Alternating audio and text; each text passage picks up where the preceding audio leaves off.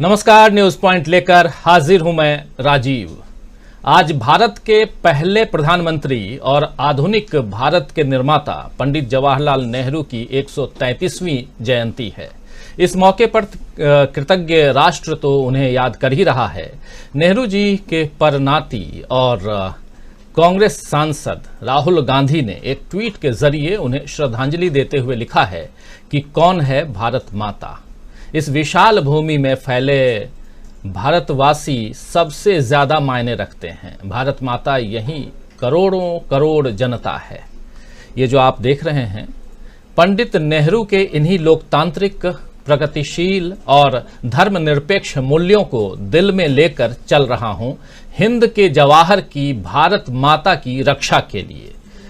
Coated है हिंद के जवाहर। ये ट्वीट, इसके साथ में एक वीडियो भी है। उस वीडियो में कॉपीराइट का कुछ मामला हो सकता है, इसलिए आप तक नहीं पहुंचा रहा हूं उस वीडियो को। सोशल मीडिया पर अगर जाएं, ट्विटर पे आप जाएं तो राहुल गांधी के इस ट्वीट को देख सकते हैं। बहुत ही मौजूद ट्वीट है आज के ज़माने के हिसाब से भी, और इस दौर में जब राहुल गांधी पदयात्रा पर हैं उस हिसाब से भी काफ़ी महत्वपूर्ण ट्वीट है ये, और इसीलिए सबसे पहले शुरुआत में ही इस ट्वीट को आपके सामने हम पेश कर रहे हैं। आप जानते ही हैं कि राहुल गांधी 3500 किलोमीटर से भी ज़्यादा जो है वो लंबी भारत जोड़ो यात्रा पर निकले हुए हैं और इस वक्त महाराष्ट्र में हैं। आज उनकी यात्रा का 68वां दिन था, जिसमें यात्रा हिंगोली जिले के कलामनोरी से वाशिम की तरफ आगे बढ़ी है। भारत जोड़ो यात्रा पर राहुल गांधी उस वक्त निकले हैं जब देश में सांप्रदायिक सद्भाव की डोरियां कमजोर पड़ रही हैं, समाज में नफरत और हिंसा बढ़ती जा रही है, फेक न्यूज के दम पर राजनीतिक हिसाब किताब चुकता किए जा रहे हैं, विरोधियों के लिए सम्मान की जगह घृणा का भाव भर चुका है और भारत अपनी खास पहचान यानी अनेकता में एकता को बचाने के लिए संघर्ष कर रहा है।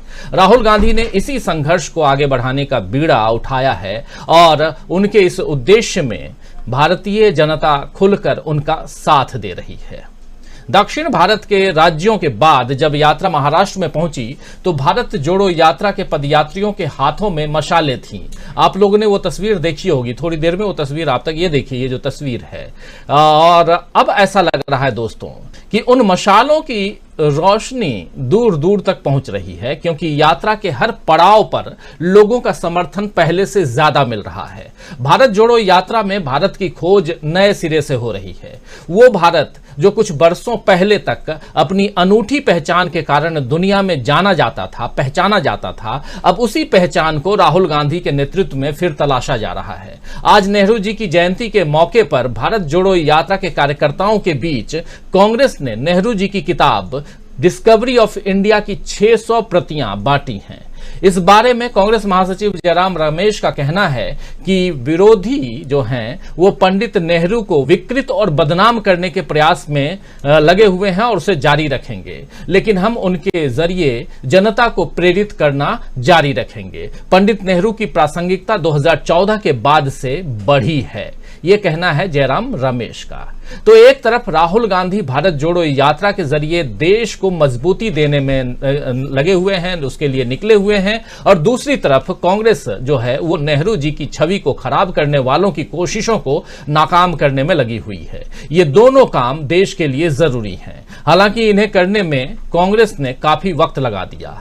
जब यह नजर आ रहा था कि 2014 के बाद से नेहरूवादी विचारधारा की जरूरत देश को है, तो फिर कांग्रेस ने पहले ही जनता के बीच उनके विचारों का प्रसार क्यों नहीं किया? ये एक बड़ा सवाल है। अब ये काम शुरू तो हुआ है, लेकिन इसके क्या नतीजे निकलेंगे ये बाद में ही पता चलेगा, क्योंकि इस समय देश में धार्मिक ध्रुवीकरण इतना ज्यादा हो चुका है कि उसका मुकाबला आसानी से नहीं किया जा सकता है।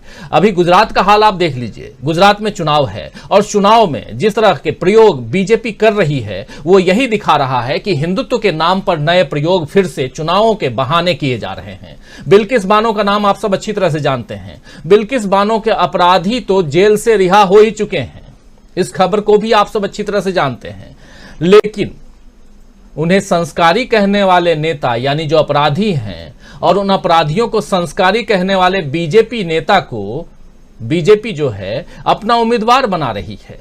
अब नरोदा पाटिया, ये जगह भी आपको बहुत अच्छी तरह से पता होगा। जब जनसंहार की बात और उसमें भी गुजरात की बात आती है तो नरोदा पाटिया जनसंहार केस में दोषी मनोज कुकरानी की बेटी पायल कुकरानी को बीजेपी ने टिकट दे दी है।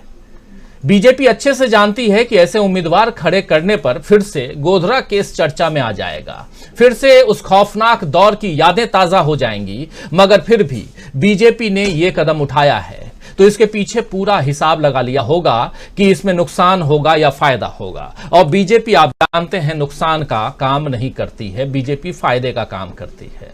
और ये तो सब जानते हैं कि घाटे का सौदा बीजेपी नहीं करती है। तो एक तरफ भारत जोड़ो यात्रा चल रही है जो नेहरू जी के सपनों के भारत को साकार करने के लिए है, और दूसरी तरफ गुजरात चुनाव में फिर से हिंदुत्व की प्रयोगशाला तैयार की जा रही है। इन दोनों में से कौन सी कोशिश कामयाब होगी और किस तरह से कामयाब होगी, आज न्यूज पॉइंट में दोस्तों इसी पर चर्चा करेंगे। और आज खास दिन है इसलिए भी चर्चा करेंगे क्योंकि नेहरू जी जिस नेहरूवादी बातों को, नेहरूवाद को आगे बढ़ाने की कोशिश कांग्रेस करती रही है, लेकिन क्या कांग्रेस के अंदर भी कुछ ऐसे लोग हैं जो नेहरू को ही नहीं मानते हैं, ये भी चर्चा करेंगे। क्या नेहरू जी की राह पर चलते राहुल गांधी देश को और कांग्रेस को, देश को भी और कांग्रेस को भी मजबूती दे पाएंगे, या फिर गुजरात मॉडल को साथ लेकर आगे बढ़ती बीजेपी फिर से सफलता हासिल करेगी? तो दो चीजें हैं दोस्तों, एक तरफ नेहरू मॉडल है और एक तरफ गुजरात मॉडल है। कौन किस पर भारी है? नेहरू मॉडल को आगे बढ़ाने की कोशिश, नेहरू जी के जो पुरानी लीगेसी है उसको आगे बढ़ाने और ले जाने की कोशिश राहुल गांधी कर रहे हैं। और गुजरात मॉडल जिसका ढिंढोरा पीटा गया था, उसी गुजरात मॉडल को आगे बढ़ाने की फिर से एक बार कोशिश हो रही है। वो गुजरात मॉडल क्या हिंदुत्व के मॉडल है, ये समझेंगे। तो बहुत कुछ है समझने के लिए चर्चा में। आइए चर्चा को आगे बढ़ाएं। हमारे साथ कुछ वरिष्ठ साथी हैं, उन सबसे आपका परिचय करवाऊं। हमारे साथ इस वक्त 6 वरिष्ठ साथी जुड़े हुए हैं। प्रोफेसर रविकांत जी हैं। रविकांत जी आपका स्वागत करता हूं। हमारे साथ पॉलिटिकल एनालिस्ट के रूप में ही मीनू जैन जी हैं। मीनू जी आपका स्वागत करता हूं।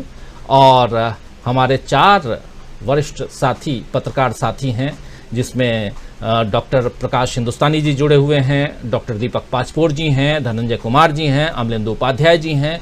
आप सबका तहे दिल से स्वागत करता हूं, इस्तकबाल करता हूं। और स्वागत इस्तकबाल आप सब तमाम दोस्त साथी शुभचिंतक।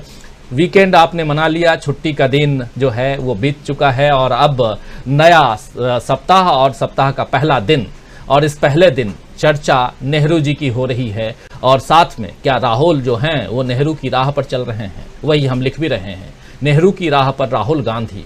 राहुल गांधी क्या भारत को खोजने निकले हैं और उस भारत को जोड़ने की कोशिश जो कर रहे हैं, जैसा कांग्रेस को बोलती है बीजेपी कि भारत टूटा ही कब था कि जोड़ने निकले हैं राहुल गांधी।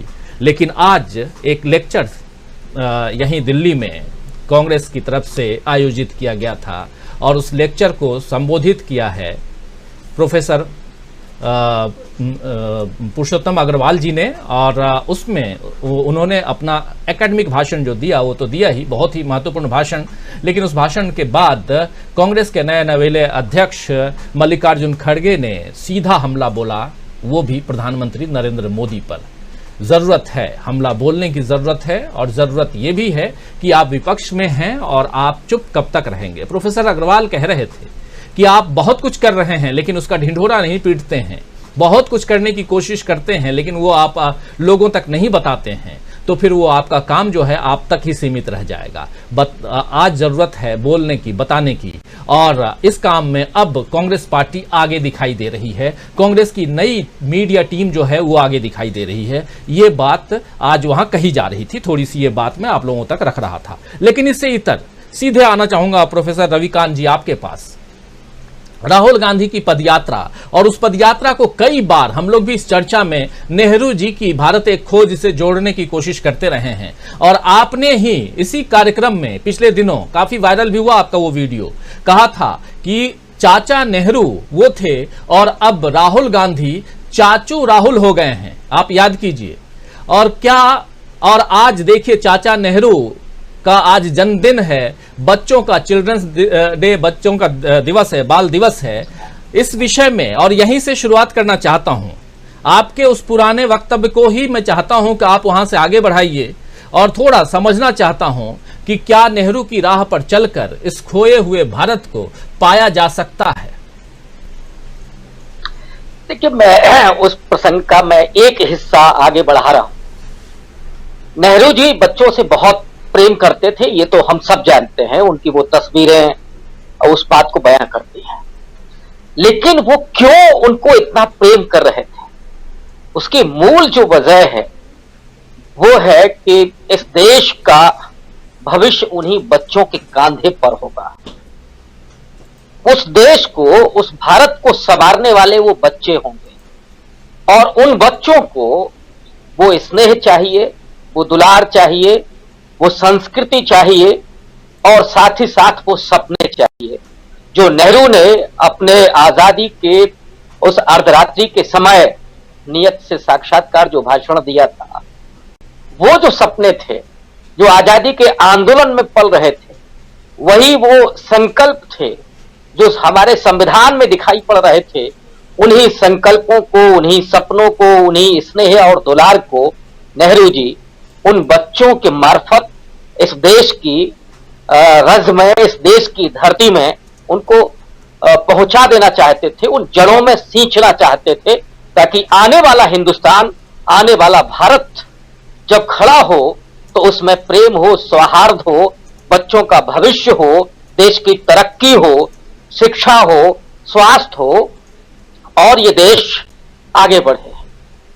आज की तारीख में जब ये बात हो रही है कि कांग्रेस पार्टी क्या जोड़ रही है, उसका एक जवाब कांग्रेस के युवा चेहरा कन्हैया कुमार ने दिया था कि मैं लोगों से पूछता हूं कि वो अपने भीतर जरा झांक करके देखें कि उनका कुछ टूटा है क्या, उन नौजवानों के हौसले टूटे हैं क्या, उन बेरोजगारों की अपेक्षाएं टूटी हैं क्या, उन लड़कियों के सपने बिखरे हैं क्या, उन मजदूरों के, किसानों के और जो मिडिल क्लास है उनके सपनों का क्या हो रहा है। रोकना चाहूंगा और सीधे राहुल गांधी को लाइव लेके आना चाहता हूं। राहुल गांधी इस वक्त संबोधित कर रहे हैं अपने लोगों को और कुछ जो श्रोतागण हैं रोज शाम को संबोधित करते हैं, इस वक्त वो संबोधित कर रहे हैं। माफी चाहूंगा, थोड़ा रोकना चाहूंगा और सीधे लाइव लेना चाहता हूं राहुल गांधी को, क्या कुछ कह रहे हैं सुन लेते हैं और फिर चर्चा को आगे बढ़ाते हैं। आइए जरा चलते हैं राहुल गांधी।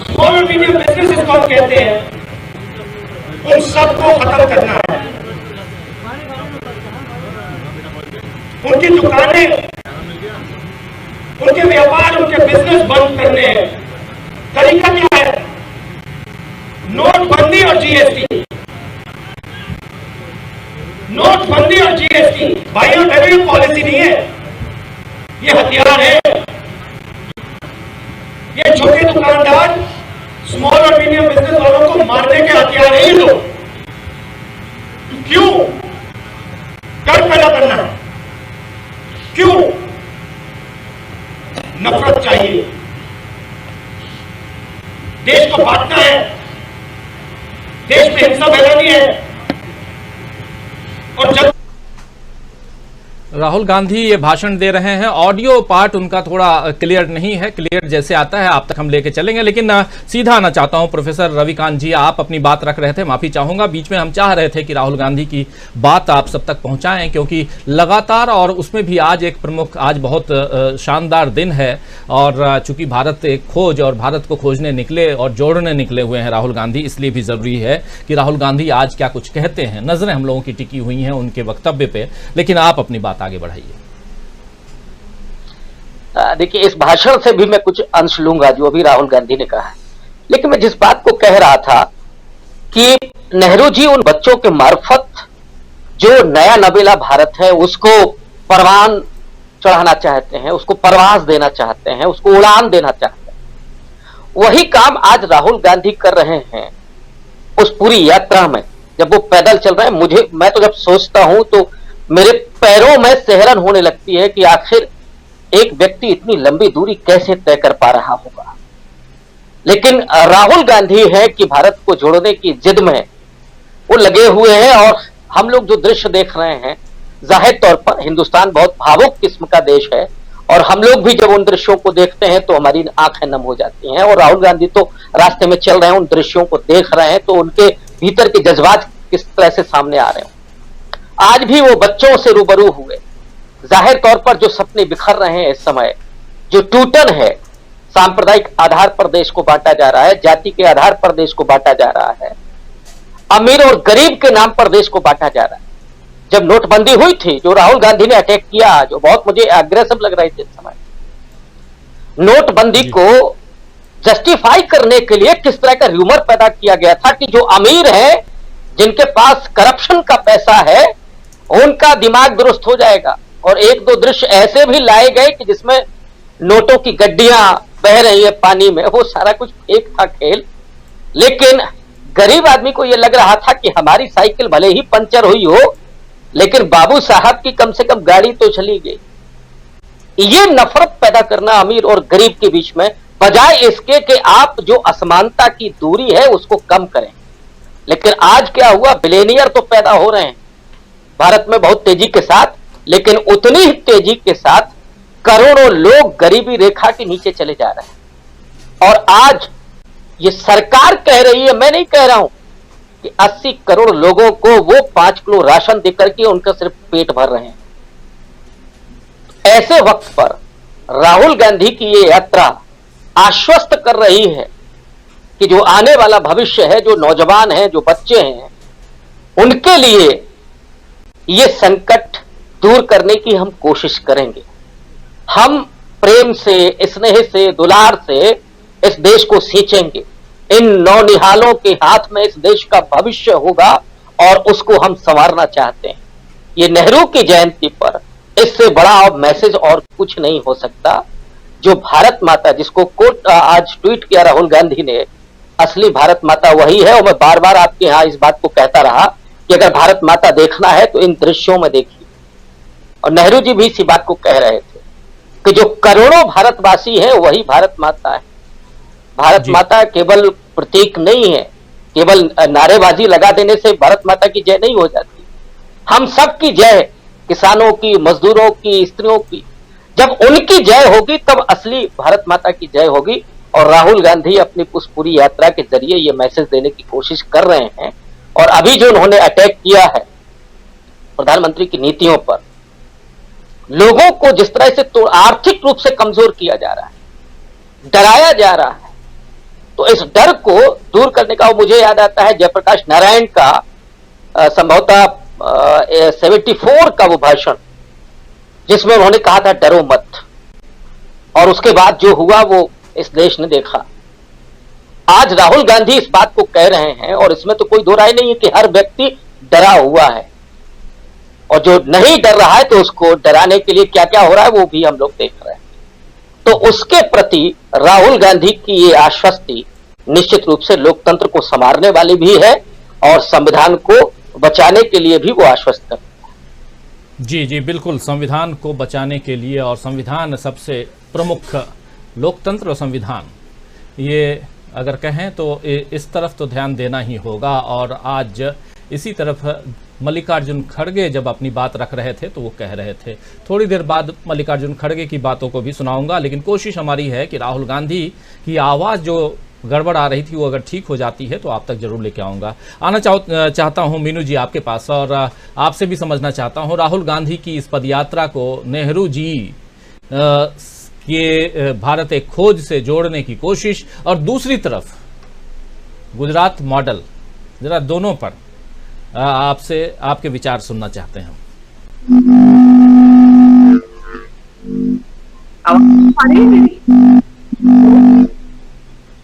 राजीव जी? जी जी बिल्कुल। हाँ जी जी राजीव जी, देखिए भारत एक खोज के से आपने प्रसंग को उठाया है, तो भारत के प्रथम प्रधानमंत्री जवाहरलाल नेहरू, जो कि इस देश की आजादी के एक बहुत बड़े सेनानी रहे हैं और 9 साल से भी ज्यादा का वक्फा उन्होंने अपना जिंदगी का जेल में गुजारा, अंग्रेजों की जेल में गुजारा उस समय।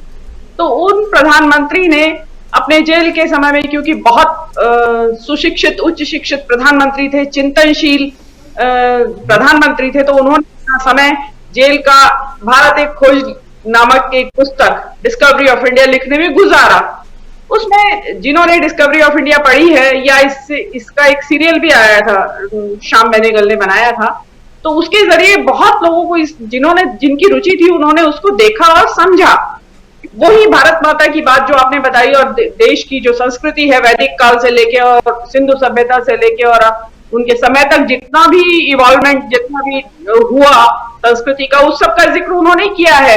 तो आज जो है इसको अगर आज भारत जोड़ो यात्रा से जोड़े कांग्रेस की, जिसका नेतृत्व राहुल गांधी कर रहे हैं, तो उसके जरिए न केवल राहुल गांधी या कांग्रेस पार्टी बल्कि उस भारत यात्रा को सोशल मीडिया के जरिए देखने वाले जितने भी दर्शक हैं वो एक दूसरी इस 21वीं सदी की एक नई भारत एक खोज पे निकले हुए हैं।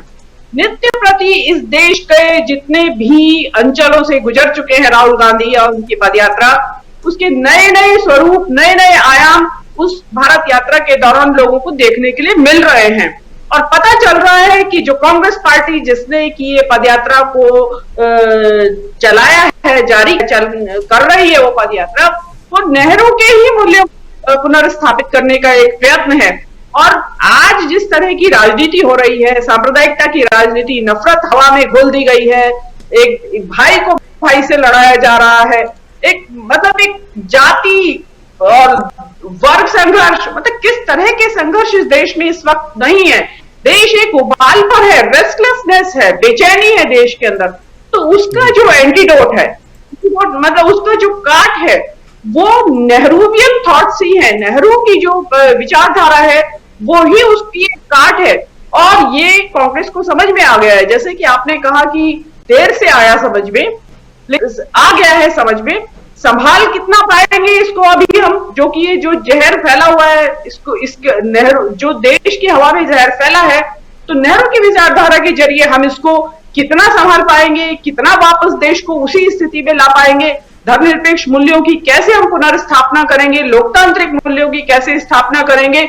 और जो एक पिछड़ी सोच बना दी गई है देश की, तो नेहरू जिस वैज्ञानिक सोच को डेवलप करना चाहते थे इस देश में, और उन्होंने किया भी, उन्होंने उस समय कितनी उनकी दूरदृष्टा नेता थे वो देश के, उन्होंने आईआईटीज बनाई, उन्होंने आईआईएम की स्थापना की, उन्होंने न्यूक्लियर फील्ड में देश को उस वक्त आगे बढ़ाया, पब्लिक सेक्टर में उन्होंने उद्योग धंधों को प्रोत्साहित किया, बड़े डैम्स बनाए जो कि उस वक्त देश की जरूरत थी। मिक्स्ड इकोनॉमी को उन्होंने प्रमोट किया, पब्लिक सेक्टर के साथ प्राइवेट सेक्टर को भी उन्होंने प्रमोट किया, क्योंकि उस वक्त देश में इसी की जरूरत थी। आज उसकी आलोचना आप किसी भी तरीके से कर लीजिए, लेकिन जो देश है वो नेहरू के ही सिद्धांतों की नींव पर ही खड़ा हुआ है और आज फिर जरूरत है उसकी। और मैं देख रही हूं इस बार सोशल मीडिया पे कभी इतना नेहरू के बारे में इतनी बात नहीं हुई जितनी की बात आज लोग नेहरू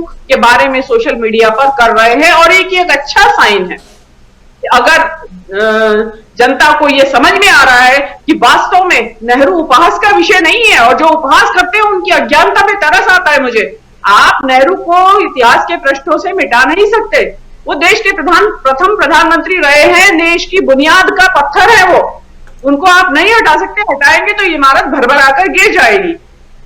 ये मेरी नेहरू जी को श्रद्धांजलि है मेरी तरफ से। दूसरी बात, आपने गुजरात मॉडल की बात की है, तो गुजरात मॉडल में भी वहां भी जो स्थितियां आज नजर आ रही हैं, जो बातचीत की जा रही है, आज वहां पे भी बीजेपी अपने आप को, जिसको कहते हैं पैर तले की जमीन जो है वो खिसकी हुई है।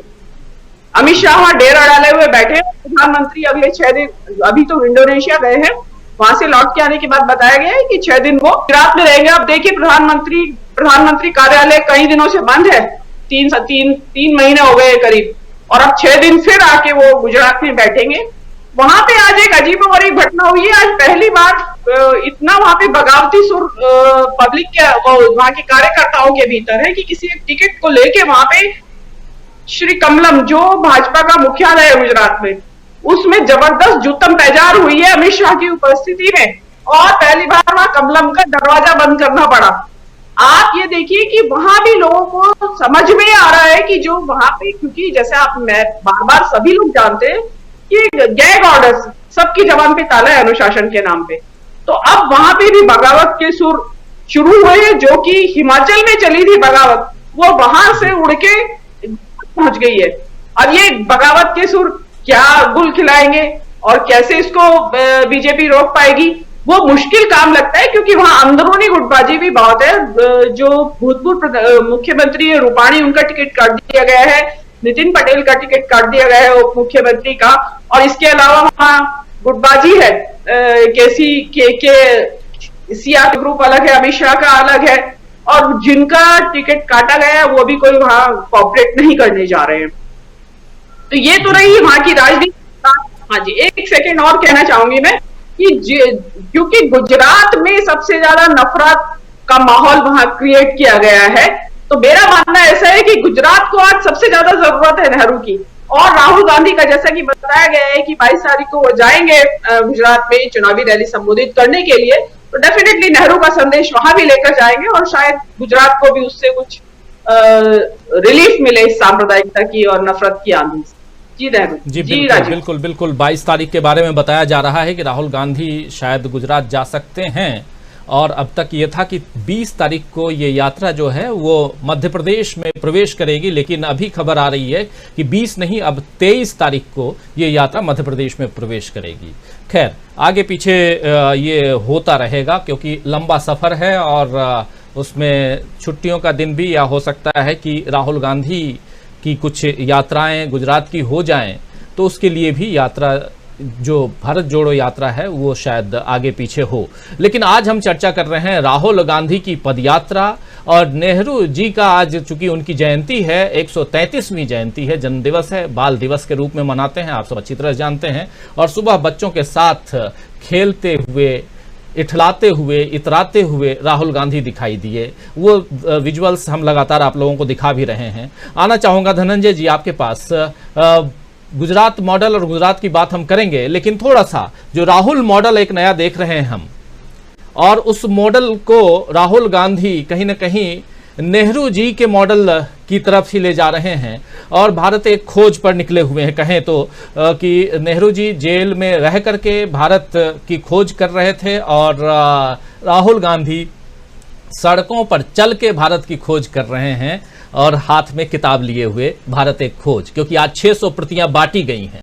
आपसे समझना चाहता हूं आज की प्रासंगिकता जो है, और ऐसे में हमारे एक साथी शकील अख्तर जी लगातार बैठते हैं, उन्होंने ये लिखा आज सुबह सुबह अपने सोशल मीडिया पे कि पहले जब मैं कई लोगों से बात करता था, एक प्रमुख मीडिया प्रभारी नेहरूवाद की बात नहीं करता था उसी 24 अकबर रोड में बैठ करके। तो आप समझ सकते हैं कि अगर कांग्रेस के अंदर नेहरू को मानने, उनके विचारों को मानने वाला, अगर लोग मानने वाले लोग न रहें तो दूसरे लोग तो हैं ही। लेकिन मीनू जी जैसा कह रही हैं कि पहले और अब में बहुत फर्क है, और वो फर्क इसलिए है क्योंकि आज नेहरू पे, आज की तारीख में, आज की बात मैं कह रहा हूं, आज की तारीख में नेहरू पे हमला इसलिए ज्यादा नहीं क्योंकि अब कांग्रेस की जो मीडिया टीम है वो तुरंत नोटिस भेज देती है, शायद ये डर भी है। क्या कहेंगे धनंजय जी, सबसे पहले राहुल गांधी की पदयात्रा और नेहरू जी? देखिए, राहुल गांधी जी की पदयात्रा जो है उसको तो हम लगातार बोल रहे हैं कि भारत ये खोज जो है, जो नेहरू जी ने किताब लिखी थी, तो राहुल गांधी खुद निकले हैं किताब से बाहर, और वो जो है पढ़ चुके हैं भारत खोज को, जिसकी आप तस्दीक कर रहे हैं कि किताबें बांटी जा रही है। मतलब भारत खोज जो है महत्वपूर्ण किताब के तौर पर है कांग्रेसियों के सामने। अब मैं कहूं कि जो ये पुरुषोत्तम अग्रवाल जी की जो आपने बात कही, कौन है भारत माता का जो ट्वीट किया है, ये किताब अंग्रेजी और हिंदी दोनों भाषाओं में है, मराठी में भी आई है, यहाँ विमोचन हुआ था तब मैं गया था उसमें। पुरुषोत्तम जी से मेरी काफी लंबी बात भी इस पे हुई, और मैंने बड़ी सी एक समीक्षा भी मैंने लिखी थी किताब को लेकर के, जिसपे पुरुषोत्तम जी ने कहा था कि धनंजय इतना बढ़िया तुमने लिखा है कि बहुत बिरले ऐसी समीक्षा हुई है किताब की। खैर, तो कौन है भारत माता, ये जो है जो किताब है उनकी, उसमें नेहरू की खोज है। नेहरू को जो कि नेहरू के बाद कांग्रेस ने भी विस्मृत कर दिया। पुरुषोत्तम अग्रवाल उस किताब में लिखते हैं कि नेहरू की तस्वीरें तक गायब कर दी गई कांग्रेस के मंचों से, छोड़ दीजिए दूसरी पार्टियों के, कांग्रेस के मंचों से, कांग्रेस के प्रचार में भी नेहरू नहीं रहे। गांधी तो रहे, फिर इंदिरा गांधी आ गई, फिर राजीव गांधी आ गए, फिर सोनिया गांधी आ गई, लेकिन नेहरू जो है कभी नहीं रहे कांग्रेस के प्रचार में। तो उन्होंने सवाल उठाया उस किताब में कि नेहरू को क्यों छोड़ दिया, और कांग्रेस के मंचों पे सवाल उठाया। तो ये बड़ी अच्छी बात है कि राहुल गांधी नेहरू को फिर से प्रासंगिक, नेहरू हालांकि मैं मानता हूं कि हमेशा प्रासंगिक रहे, और जब भी भारत की बात होगी, आधुनिक दुनिया की बात होगी, तो नेहरू प्रासंगिक हैं। भारत उनको गाली दे या भारत उनको कूड़े के ढेर पे डाल दे उनके तस्वीर को, लेकिन नेहरू जो है दुनिया के नक्शे पे एक महापुरुष के तौर पे स्थापित है, उसको कोई हटा नहीं सकता। और नेहरू क्यों स्थापित है इसको समझिए अगर, तो नेहरू जो है 3 मुख्य बातें मैं नेहरू में पाता हूं। एक, जो भारत को वैज्ञानिक भारत बनाना चाहते थे, जो अंधविश्वास का जो भारत था, जो आस्थाओं का भारत था, उसको वैज्ञानिक भारत बनाना चाहते थे नेहरू। एक दूसरा ये थे कि भारत जो है एक आत्मनिर्भर भारत बनाना चाहते थे नेहरू, इसलिए पब्लिक सेक्टर कंपनियों को स्थापित किया। लेकिन उन्होंने जो प्राइवेट संस्थाएं हैं उनको भी चलने दिया, जो प्राइवेट जो है कंपनी के लोग थे उनको भी चलने दिया, उनकी सीमा तय कर दी। लेकिन पब्लिक सेक्टर कंपनियों और प्राइवेट सेक्टर कंपनियों दोनों के बीच सामंजस्य स्थापित किया, और एक मिश्रित अर्थव्यवस्था की जो बात की गई दुनिया में पहली बार, वो नेहरू ने की। फिर तीसरी जो बात है कि नेहरू जो है इसलिए महत्वपूर्ण है, प्रासंगिक है दुनिया के लिए, कि नेहरू एक ऐसे व्यक्ति थे जिन्होंने भारत को एक ऐसे देश के तौर पर स्थापित करना चाहा जहां से दुनिया भर को प्रेम और सद्भाव का संदेश जाए और जाता रहे, तब तक जब तक दुनिया में भाईचारा, दुनिया में झगड़े खत्म न हो, जब तक दुनिया में भाईचारा न बन जाए। पंचशील का जो सिद्धांत था नेहरू का, वो फ्लॉप अगर हो गया चीन की धूर्तता की वजह से, और उसमें नेहरू को बहुत सारे को झेलना पड़ा, बहुत लोगों ने बहुत कुछ कहा, लेकिन हम देख पा रहे हैं कि आज इतने वर्षों के बाद भी नेहरू प्रासंगिक है इन तीनों मानदंडों। तो राहुल गांधी को यह समझना है, मुझे लगता है अभी समझना उनको बाकी है, अभी यात्रा पे निकले हैं ठीक है, लेकिन राहुल गांधी को यह समझना है कि नेहरू जो है इस देश के लिए क्यों प्रासंगिक थे। राजीव गांधी जब सत्ता में आए तो धर्म का एक ऐसा खेल चला जिसकी सजा हम आज तक भुगत रहे है ना, चाहे साहबानों का केस हो, चाहे राम मंदिर का ताला खुलवाने, राम मंदिर जो राम जन्मभूमि बाबरी मस्जिद विवाद का जो स्थल था उसका ताला खुलवाने की बात, उसका खामियाजा हम सब ने देखा और देख रहे हैं। नेहरू जी के समय में यह घटना उठी थी और नेहरू जी ने उसको दबा दिया था। भले भारत जो है भाषा के आधार पर राज्य बने थे, लेकिन नेहरू जी का स्पष्ट मानना था कि भाषा, धर्म और जाति के नाम पर भेद जो है देश को नुकसान पहुंचाएगा, बर्बाद करेगा, इसलिए हमेशा उसके खिलाफ बोलते रहे नेहरू, चाहे वो रेडियो पे बोलते रहे, चाहे वो अपने व्यवहार में जो शासन प्रशासन चलाया उसमें भी इस पे हमेशा ख्याल रखा। और नेहरू ने देश को जो मूर्तियों में भारत माता को तलाश रहे हैं, जो संघ ने क्या किया, भारत माता को एक तस्वीर में बना दिया, भारत माता एक मूर्ति बना दिया, देवी बना दिया, मतलब भारत एक धर्म के तौर पर स्थापित। लेकिन नेहरू ने कहा था कि भारत देश की जो जनता है, उस समय जो जनता थी और आज जो जनता है, सब भारत माता है। इन सब की जैसा कि प्रोफेसर साहब ने कहा कि इस देश की जनता की जय ही भारत माता की जय। तो राहुल गांधी को इस बिंदु को स्थापित करना है, धर्म, भाषा और जाति के नाम पर जो जहर है उसको कम करना है, उसको घटाना है, और उसके पार प्रेम और सद्भाव की भावना लेकर के बढ़ना है।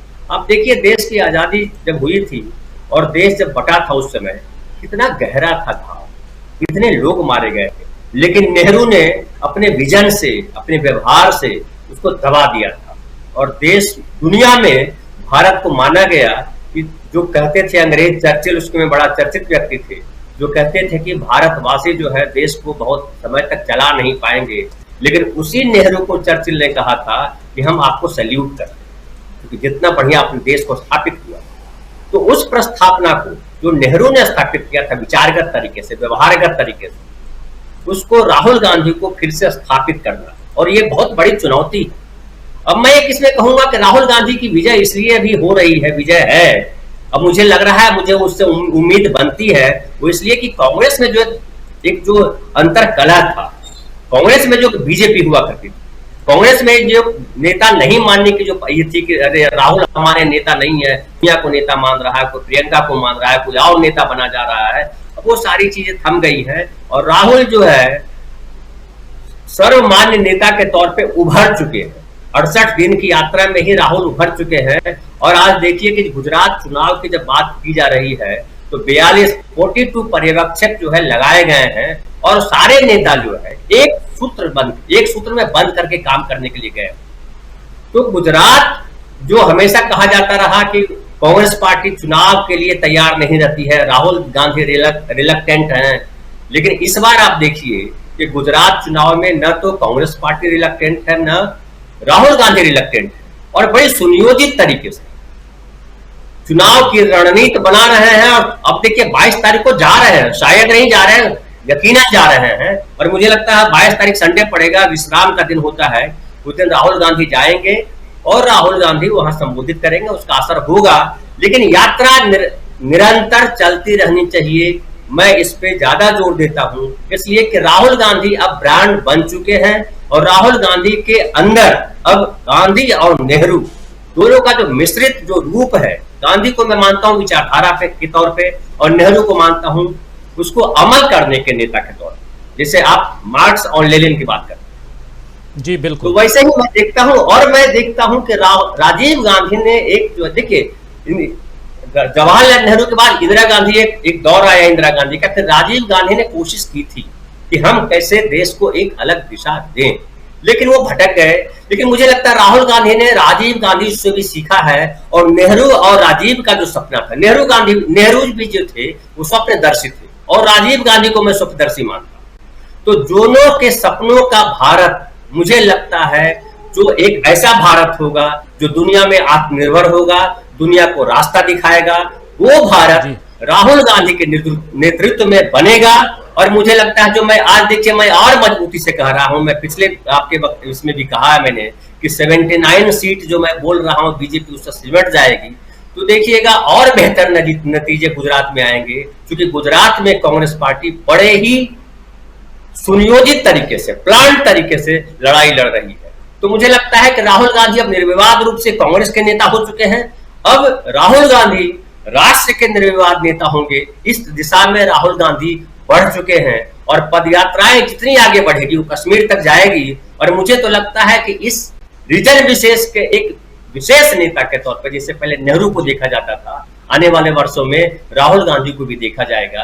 राजीव जी जी जी धनंजय जी बिल्कुल। और आना चाहूँगा डॉक्टर प्रकाश हिंदुस्तानी जी, समय बहुत हो गया है, मैं समझ रहा हूँ, ये समझना चाहता हूँ कि गुजरात चुनाव की बात बार बार आ रही है, थोड़ा सा गुजरात चुनाव की तरफ भी बढ़ें, और क्योंकि नेहरू जी पे बहुत सारी बातें हो गई हैं, और गुजरात मॉडल, और जो शुरुआत में जो मैं कह भी रहा था कि गुजरात मॉडल को फिर से, और उसमें भी गुजरात मॉडल को दो रूप में देखा जाए। एक रूप जो विकास के मॉडल को बाहर लेकर के आए थे प्रधानमंत्री नरेंद्र मोदी, 2014 में उसी विकास के मॉडल पर चुनाव लड़े, जीत के आए, 2019 का चुनाव जीते और कई राज्यों के चुनाव जीतते आए। लेकिन अब जो गुजरात में मॉडल है उसमें बिल्किस बानो मॉडल भी है। बिल्किस बानो के जो अपराधी हैं छोड़े जाते हैं, उनका सम्मान होता है, सम्मान करने वाले टिकट पा जाते हैं, और उसके अलावा भी कई सारे मॉडल दिखाई दे रहे हैं। क्या फिर से हिंदुत्व के उस मॉडल की तरफ बढ़ती हुई बीजेपी दिखाई दे रही है?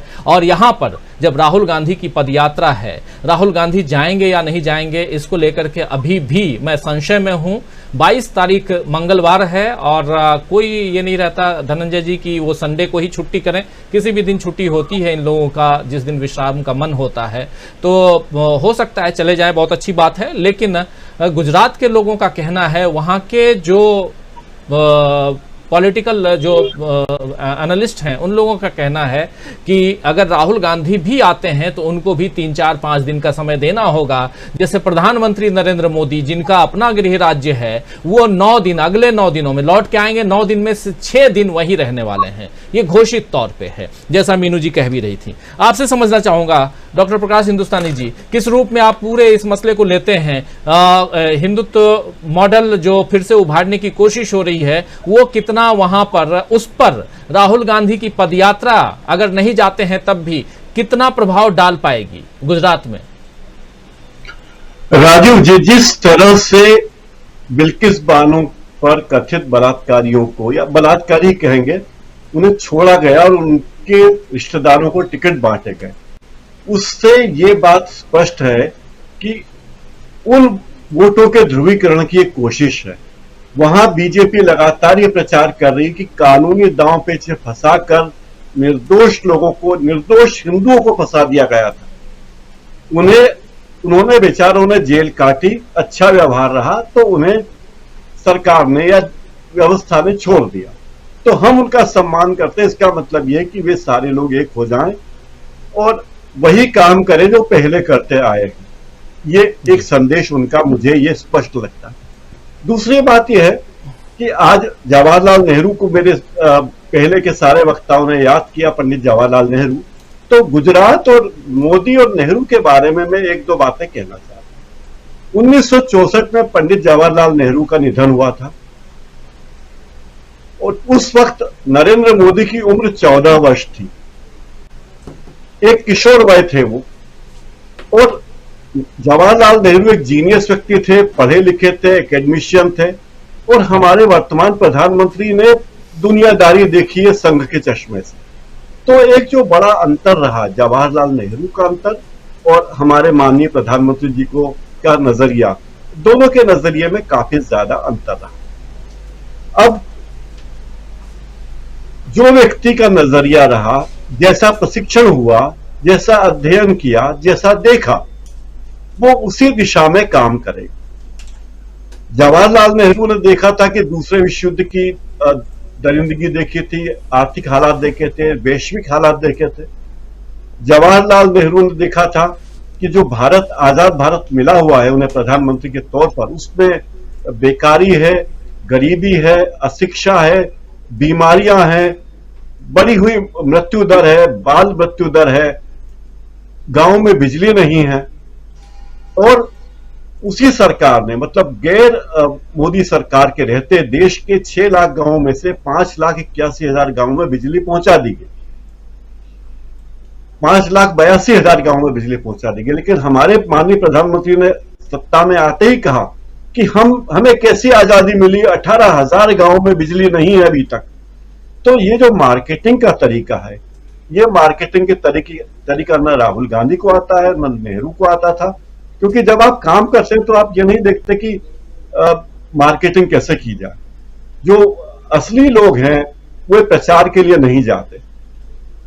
अब जब गुजरात के चुनाव हैं और राहुल गांधी गुजरात यात्रा पर नहीं जा रहे, तो फिर याद दिलाना चाहूंगा कि पिछले चुनाव में 2017 के चुनाव के पहले राहुल गांधी ने 40 दिन गुजरात में बिताए थे। 40 दिन बिताए थे, 17 मंदिरों में गए थे, बीजेपी की मंदिर की राजनीति के खिलाफ।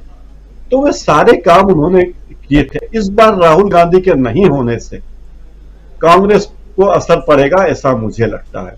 कांग्रेस प्रभावित होगी। एक और गलती मुझे लगता है कि कांग्रेस जो कर रही है, कांग्रेस ने अपना सारा ध्यान केंद्रित किया है ग्रामीण क्षेत्रों की ओर, जबकि ग्रामीण क्षेत्रों में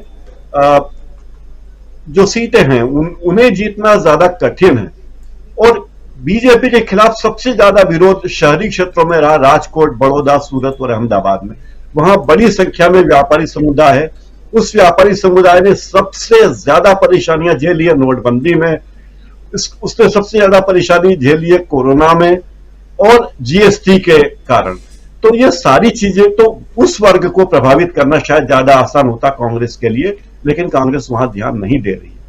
तीसरी बात, एक जो कुकुर मुत्ते हैं वहां दिल्ली से गए हैं, तो मुझे लगता है कि उनकी बातें सुनकर हंसी भी आती कि जिस पार्टी को पिछले चुनाव में 3 करोड़ वोटरों में से 25,000 लोगों ने भी वोट नहीं दिया, वो ये दावा कर रहे हैं कि कांग्रेस 5 सीटें भी नहीं जीतेगी।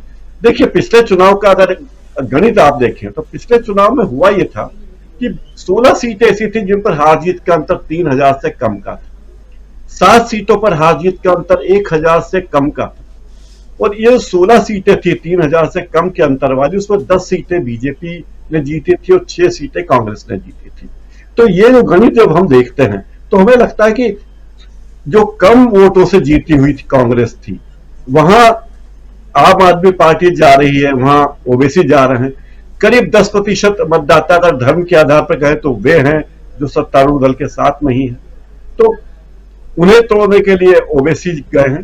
तो गुजरात का चुनाव बहुत जटिल है, कांग्रेस और बीजेपी की सीधी टक्कर है, तीसरा कोई इसमें है नहीं, और कांग्रेस के लिए राह थोड़ी आसान नहीं है, ऐसा मुझे लगता है। पिछली बार जो 77 सीटें मिली थी कांग्रेस को, इस बार उतनी सीटें लाना कांग्रेस को मुश्किल होगा या उससे अधिक सीटें लाना मुश्किल होगा जी। जहां तक नेहरू जी की बात करें, नेहरू, गांधी, नेहरू और गुजरात मॉडल, तो जो गुजरात मॉडल की बात है, जब नेहरू जी प्रधानमंत्री थे तब भी गुजरात बहुत तरक्की पे था, क्योंकि गुजरात के पास समुद्री तट है, गुजरात के पास व्यापारिक समुदाय है।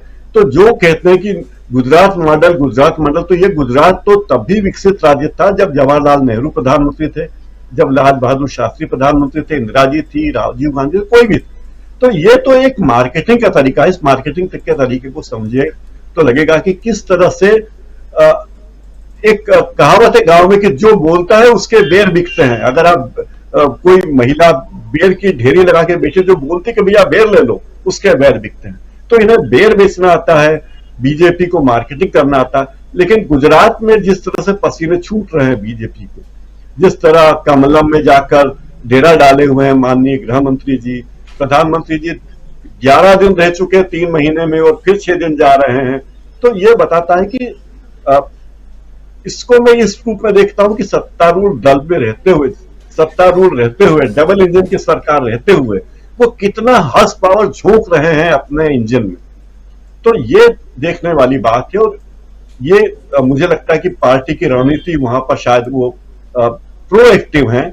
उन्हें पता है कि हमारी सरकार है, हम केंद्र में भी, लेकिन फिर भी सत्ता झोंक रहे हैं, ताकत झोंक रहे हैं, ईडी लगा रहे हैं, इनकम टैक्स लगा रहे हैं।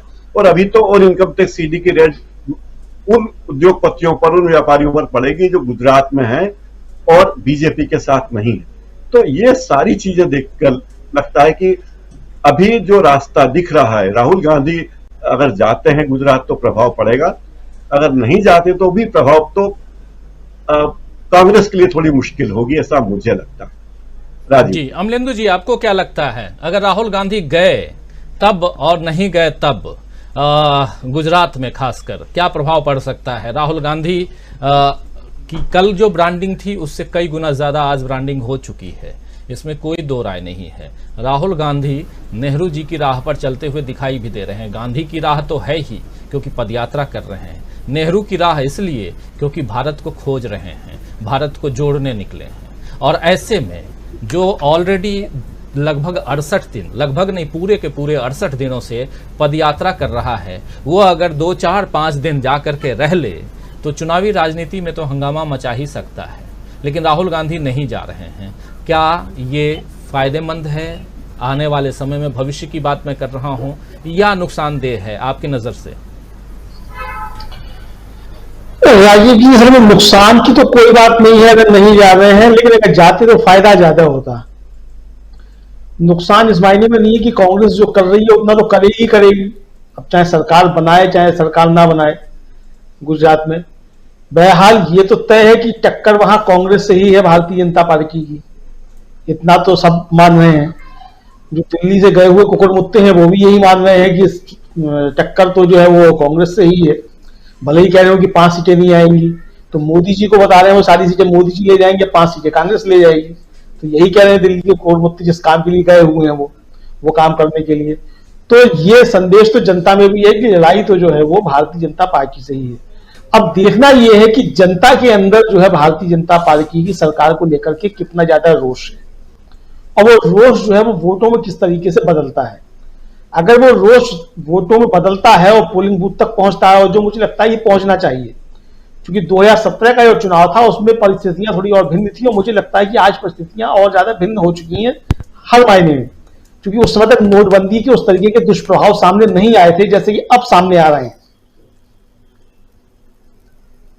2017 में उस तरीके के दुष्प्रभाव सामने नहीं आए थे, उसमें लग रहा था कि नोटबंदी और जीएसटी के दुष्प्रभाव कुछ होंगे, रोज रोज जो है नियम बदले जा रहे हैं, लेकिन आज जिस तरीके से जबरदस्त तरीके से सामने आ रहे हैं तो उसका असर गुजरात पे पड़ रहा है, और खासतौर से वहां के व्यापारी वर्ग पे निश्चित तौर पर पड़ रहा है।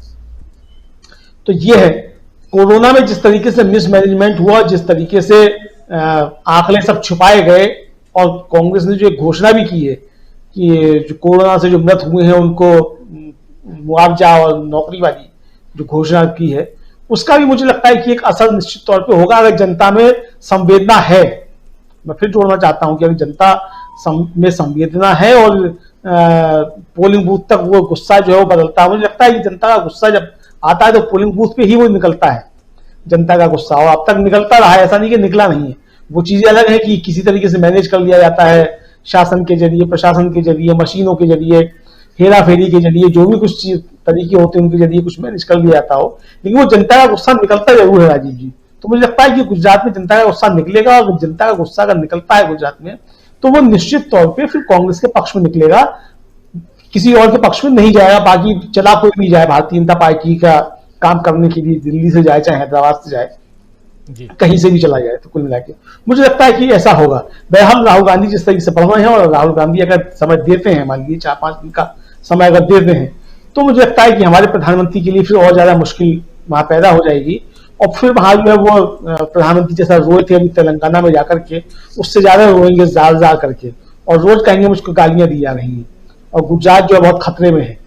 तो ये मुझे लगता है कि गुजरात को अगर खतरे से बचाना है प्रधानमंत्री के, मतलब प्रधानमंत्री को जो है खतरा ना होने पाए, कोई गुजरात में खतरा ना होने पाए, और प्रधानमंत्री को कहना ना पड़े कि भाई गुजरात के मुख्यमंत्री से कह देना कि मैं जिंदा बच के आ गया हूं दिल्ली, जैसा पंजाब में जाकर के बोले थे, ऐसा अगर गुजरात में प्रधानमंत्री ना बोले और फिर से पाकिस्तान ना आ जाए, क्योंकि अहमद मियां तो रहे नहीं, तो पिछली बार तो अहमद मियां को नाम लेकर कहा था कि अहमद मियां मुख्यमंत्री बनने जा रहे हैं। तो मुझे लगता है कि भारतीय जनता पार्टी की जो अंदरूनी चीजें, कांग्रेस को भी उसको वहां प्रकट करना चाहिए, और कांग्रेस को भी कहना चाहिए कि मुख्यमंत्री तो अमित शाह ही बनने जा रहे हैं, और जो है भी सही बात अंदरूनी जिस तरीके से चल रहा है, क्योंकि अमित शाह के पास ये आखिरी मौका है गुजरात का मुख्यमंत्री बनने का, इसके बाद कोई मौका नहीं है, फिर वो पूर्व गृहमंत्री बन के रहेंगे फिर, क्योंकि 2024 में पता नहीं क्या हो, सरकार बने नहीं बने, क्या हो क्या नहीं। और अगर अभी मुख्यमंत्री नहीं बने अमित शाह, जोड़ तोड़ करके जिस भी तरीके से, क्योंकि एक चीज तो स्पष्ट है, सरकार कोई भी बना दे 2024 से पहले पहले ऑपरेशन रोड टेस्ट तो चलेगा ही चलेगा, तो किसी भी तरीके से कुछ भी हो। तो बहरहाल जो हमारे यहाँ जो कई विशेषज्ञ भी कह के जाते हैं कि कुछ भी हो जाए सरकार तो कुल मिला के भाजपा ही बनाएगी, तो अगर सरकार भाजपा ही बनाएगी वाली स्थिति पैदा होती है तो मुख्यमंत्री अमित शाह ही बनेंगे। तो ऐसी स्थिति जनता पैदा ही ना होने दे कि वहां कोई जो है बनाएंगे यही वाली स्थिति पैदा हो। तो जनता को भी मुझे लगता है कि जो गुस्सा है उसको पोलिंग बूथ पे जाकर के एक तरीके से अपना गुस्सा निकालना चाहिए, जो कि उसका हक है। 5 साल में एक बार अवसर मिलता है, और अगर 5 साल अगर चूक गए तो मुझे लगता है कि बहुत दुर्दिन जो है वो गुजरात की जनता के आने वाले हैं। बिहार से भी अब खबर आई थी, एक पूरा परिवार जो है वो कर्ज में डूबा हुआ था, उसने 6 लोगों ने जहर खा के आत्महत्या कर ली, 5 मर गए, उनमें से एक मौत से जूझ रहा है। तो ऐसी चीजें जो है लगातार बढ़ रही है, गुजरात से भी इस तरह की खबरें आती हैं। तो इस तरह की चीजें बढ़ रही हैं, खासतौर से जो व्यापारी वर्ग है, खासतौर से जो छोटा व्यापारी है, उसके सामने राजीव जी आजीविका का बहुत संकट है। जमा पूंजी जो थी वो सब खर्च हो चुकी, पहले नोटबंदी ने मारा, फिर जीएसटी ने मारा, वही सही कसर कोरोना ने पूरी कर दी, और अब मोदी जी ने जो है हर चीज पे जीएसटी लगा दिया है, हर चीज पे टैक्स है, रोटी पे भी टैक्स है, दही पे टैक्स है, दूध पे टैक्स है। तो टैक्स किस चीज पे नहीं है?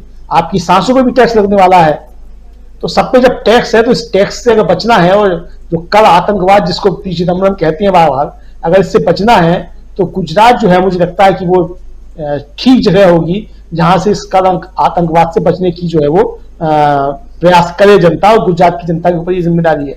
हालांकि जो बार कहा जाता है कि मोदी जी जो है इसको अपनी प्रतिष्ठा से जोड़ के देख रहे हैं, तो मोदी जी तो हर चुनाव को प्रतिष्ठा से जोड़ के देखते हैं। दिल्ली के एमसीडी चुनाव को मोदी प्रतिष्ठा से जोड़ के देखेंगे, वहां ग्राम प्रधानी के चुनाव होंगे गुजरात में, उसको भी अपनी प्रतिष्ठा से जोड़ के देखेंगे। तो कहां मोदी जी की प्रतिष्ठा नहीं लगी है? तो ग्राम प्रधान भी मोदी जी बनेंगे, जिला पंचायत के अध्यक्ष भी मोदी जी बनेंगे, मुख्यमंत्री भी मोदी जी बनेंगे, प्रधानमंत्री भी मोदी जी बनेंगे।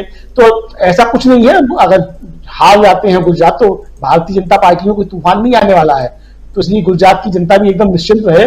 और लेकिन हाँ, अगर इस कर आतंकवाद से बचना है, चिदम्बरम साहब के शब्दों में जो कर आतंकवाद है, तो मुझे लगता है कि गुजरात की जनता को जो है वो पूरे देश के लिए एक जिम्मेदारी निभानी चाहिए और इससे अच्छा मौका मिलेगा नहीं राजीव जी। जी, लेकिन अमित शाह जी का आप नाम ले रहे हैं। अमित शाह हों या नरेंद्र मोदी हों, सुपर मुख्यमंत्री तो हैं ही गुजरात के। वो मुख्यमंत्री बने ना बने क्या फर्क पड़ता है, सरकार उनकी है और सुपर मुख्यमंत्री का पावर तो रखे ही हैं। लेकिन इससे इतर आना चाहूँगा डॉक्टर दीपक पाचपोर जी आपके पास। दीपक जी, क्या गुजरात मॉडल पर राहुल गांधी का जो मॉडल है वो हावी हो सकता है? होगा की बात नहीं कर रहा हूँ, हो सकता है इसलिए मैं कह रहा हूँ क्योंकि गुजरात में फिर से, और जिसके बारे में बहुत शानदार ढंग से डॉक्टर प्रकाश हिंदुस्तानी जी ने अपनी बात जब वो रख रहे थे तो उन्होंने बताया भी कि कैसे हिंदुत्व के मॉडल को कैसे वहाँ दोबारा उभारा जा रहा है, उभारने की कोशिश हो रही है। बिल्किस बानो का मामला हो, चाहे नालंदा पाटिया केस में जो आरोपी है उसकी बेटी को टिकट देने का मामला हो, बहुत सारी चीजें फिर से उभारने की कोशिश हो रही हैं। क्या आने वाले समय में हम फिर से उसी चीज को अगले 15 दिनों में वही सारी चीजें देखते सुनते नजर आएंगे, देखेंगे सुनेंगे? क्योंकि प्रधानमंत्री नरेंद्र मोदी होंगे और इस बीच जैसा कहा जा रहा है कि राहुल गांधी पहुंचेंगे। राहुल गांधी अगर पहुंचेंगे तो फिर तो किस्सा कहीं और किसी और दिशा में ले जाने की कोशिश तो होगी ही। ऐसे में आज राहुल गांधी की यात्रा की प्रासंगिकता कितनी रह जाती है? सारा संघर्ष है, राहुल गांधी आज सड़क पर है, ये मैं मानता हूँ। ये जवाहरलाल नेहरू ऑडियो नहीं आपकी आवाज नहीं आ रही है दीपक जी। हेडफोन निकाल के शायद, या नहीं, हेडफोन से ही शायद गड़बड़ है। एक बार आप जरा फिर से उसको ठीक कीजिए, तब तक मैं आना चाहता हूँ और इसी सवाल के साथ आना चाहता हूं कि अगर गुजरात, क्योंकि गुजरात बहुत महत्वपूर्ण स्टेट है और इस पर नजरें रहेंगी। लाख कुछ भी कह दें अरविंद केजरीवाल की 3-4 सीटों से ज्यादा कांग्रेस नहीं लेके आएगी, और अभी तक जो वोटिंग का पैटर्न था वो अगर रियलिटी में देखा जाए तो वो चुनाव का पैटर्न ही नहीं था। उस चुनाव के पैटर्न को ही, वोटिंग के पैटर्न को ही खारिज कर रहे थे आज अरविंद केजरीवाल। लेकिन ऐसे में राहुल गांधी का जाना नहीं जाना, लेकिन उन सब से इतर गुजरात मॉडल, वो भी गुजरात में, और उसको किसी और अंदाज में, क्या जो अंदाज है जिसमें बिल्किस बानो भी है, जिसमें गोधरा भी है, जिसमें और भी बहुत सारी चीजें हैं, यही वो मॉडल, ओरिजिनल मॉडल है जिसको बाहर विकास मॉडल के नाम से, गुजरात का विकास मॉडल के नाम से लाया गया अभी तक। और ऐसे में राहुल गांधी की बात हम कर रहे हैं, जिस पद यात्रा पे वो निकले हुए हैं, उनकी यात्रा की प्रासंगिकता कितनी रह जाती है जब हम किसी और मॉडल की बात, और वहां उसी में फंस करके आपको चुनाव लड़ना है, जीतना है। देखिए राजीव जी, गुजरात में जो अभी चल रहा है, और बहुत सारे विश्लेषक इस बात को कहते हैं कि आखिरी में भारतीय जनता पार्टी को ही जीतना है, जो अभी अमलेंदु जी ने कहा, उसका मूल कारण उन लोगों का ये विश्वास है कि गुजरात में फेयर और फेयरलेस चुनाव नहीं हो सकते। उन्हीं विश्लेषकों का मैंने ये बयान सुना है कि अगर गुजरात में फेयर और फेयरलेस चुनाव हो जाए तो परिणाम बहुत कुछ अलग होंगे, चौंकाने वाले होंगे। और उसका संकेत हम लोग जानते हैं कि क्या चौंकाने वाले होंगे। माने पिछले समय जो आंकड़ा था वो उलट सकता है। अब रही बात इसकी कि गुजरात में जो गुजरात मॉडल है वो क्या है। गुजरात मॉडल तो देखा मोरबी में जो हुआ, उसमें जितने का ठेका था उसले माने 10% भी नहीं लगाया गया और आनन फानन में तैयार कर दिया गया उस झूले को। लोगों की परवाह नहीं की गई कि लोग मरेंगे कि जीवित रहेंगे, और उसके बाद जो हादसा हुआ वो देखा। वो उतना मुश्किल नहीं था, या उसके लिए हम लोग उतना नहीं सरकार को दोषी ठहरा सकते हैं। लेकिन उससे ज्यादा भयावह है और उससे ज्यादा दुखद ये था कि उसी अपने गृह राज्य में प्रधानमंत्री जी वहां ना जाकर के 2 दिन ड्रेस बदल करके विभिन्न आयोजनों में शरीक होते हैं, जबकि कांग्रेस पार्टी ने और आम आदमी पार्टी ने अपने कैंपेन को उस वक्त रोका था। तो जिस देश का प्रधानमंत्री जो गुजरात मॉडल की बात कर रहा हो और ये मॉडल दिखा करके वो आदमी प्रधानमंत्री बना हो, वो इतना संवेदनहीन कैसे हो सकता है? लेकिन ये हो रहा है। मैं थोड़ा सा वहां की डेमोग्राफी की चर्चा कर दूं तो गुजरात में जो दलित और आदिवासी है, वो जो कुछ आरक्षित सीटें हैं, शायद 27 और 13, ये आंकड़ा गड़बड़ भी हो सकता है, किसी तरह का कुछ, वहां पे उन ग्रामीण क्षेत्रों में कांग्रेस पार्टी पहले भी बहुत मजबूत रही। लेकिन गुजरात मॉडल में क्या कारण है कि दलित और आदिवासी पिछले 27 साल में बुरी स्थिति में पहुंच गया है? वो कौन सा गुजरात मॉडल है? अभी भी वहां सैकड़ों गांव हैं, सैकड़ों मैं कह रहा हूं, कि जहां पर, और वो गांधी और पटेल का गुजरात है, उस गुजरात में उन दलितों को मंदिर में प्रवेश की इजाजत नहीं है। उनके पास जीविकोपार्जन के साधन नहीं है, और वहां कोई दलित अगर किसी मरी हुई गाय की खाल निकालते हैं तो नौजवानों को सरेआम नंगा करके पीटा जाता है। यह है गुजरात मॉडल। गुजरात मॉडल वो है कि जब कई पोर्टपों पर करोड़ों रुपए का जो आ रहा है, वहां पर स्मैक आ रहा है कि हीरोइन आ रहा है, मुझे नहीं पता, लेकिन वो जो पकड़ा जा रहा है, ये तो पकड़ा जा रहा है, ये ड्रग्स तो पकड़ा जा रहा है। अब सोचिए कितना पार हो चुका है। और अब कुछ वहां के पत्रकार कह रहे हैं कि जो बात कभी उड़ता पंजाब के लिए कही जाती थी, आजकल गुजरात का नौजवान भी उड़ता गुजरात वाली स्थिति में पहुंच गया है। जहरीली शराब से वहां कितने लोग मर चुके हैं जब उस देश में शराब बैन है। वहां पर लोगों की नौकरियां स्थायी नहीं है और कोई जबान नहीं खोल सकता। विश्वविद्यालयों का, शिक्षण संस्थानों का तो हाल यह है कि अगर किसी विद्यार्थी को बस का पास मिला हुआ है तो वो उसी समय पर बस में यात्रा कर सकता है, विश्वविद्यालय के समय पर, उसके बाद नहीं कर सकता। हम सब लोग विश्वविद्यालय से पढ़ करके आए होंगे और जानते हैं कि किस तरह की पास की व्यवस्था कहीं नहीं देखी हो। वहां के बच्चे पार्ट टाइम जॉब करते हैं तब पढ़ाई करते हैं, ये हालात है। आप रोड पर चले जाइए तो वहां पर जो सिपाही खड़ा है उसकी सैलरी आप पूछ लीजिए और धीरे से पूछेगा कि आपको पेंशन मिलेगी कि नहीं मिलेगी, तो वो जवाब नहीं देता है, निराश होता है और डरा रहता है। ये जो खौफ है, असल जो गुजरात मॉडल है वो खौफ है। वो खौफ जिस दिन खत्म हो जाएगा, और ये चुनाव तो जनता तय करती है कि सरकार किसकी बनेगी, भाजपा की बनेगी कि कांग्रेस की बनेगी। ये तो कहना मेरे हिसाब से ठीक नहीं है कि अंततः भाजपा की सरकार जनता की बनेगी। जिस दिन जनता तय कर लेगी, जिस दिन उसके दिमाग से ये भय निकाल दिया जाएगा, ये भय ये भी है, एक वो भी है कि अगर कांग्रेस आ गई तो गुजरात क्या बन जाएगा।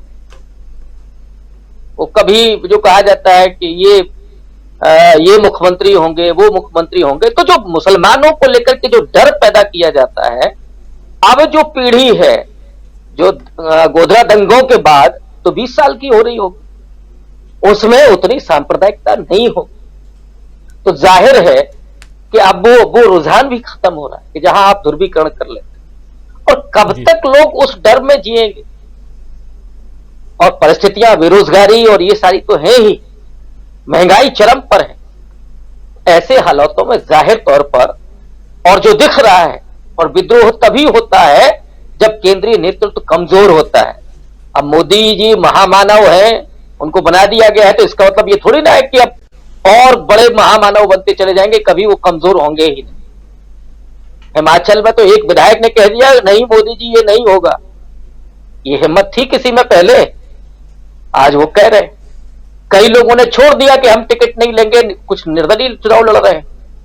तो अब जो चुनौती मिल रही है, मुझे लगता है कि ये संकेत है कि केंद्रीय नेतृत्व की जो पकड़ है वो भी ढीली पड़ रही है, और जैसे ये ढीली पड़ेगी तो वो खौफ और वो सारे जो दिखाया गया शब्दभाग था, जो झूठ का जो पूरा परचम था, वो जो छद्म था, वो टूटेगा और लोग पलट करके एक ऐसे राज्य को, एक ऐसी सत्ता को स्थापित करने की कोशिश करेंगे कि जिसमें शांति हो, सौहार्द हो, भाईचारा हो और तरक्की हो। जी जी बिल्कुल।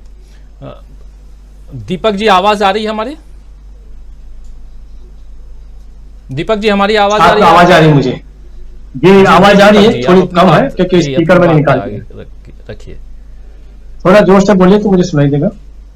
जी बिल्कुल, नहीं मैं ये कह रहा हूँ अपनी बात आप रखिए, आपकी आवाज आ रही, क्लियर आ रही है। जी जी जी जी जी जी।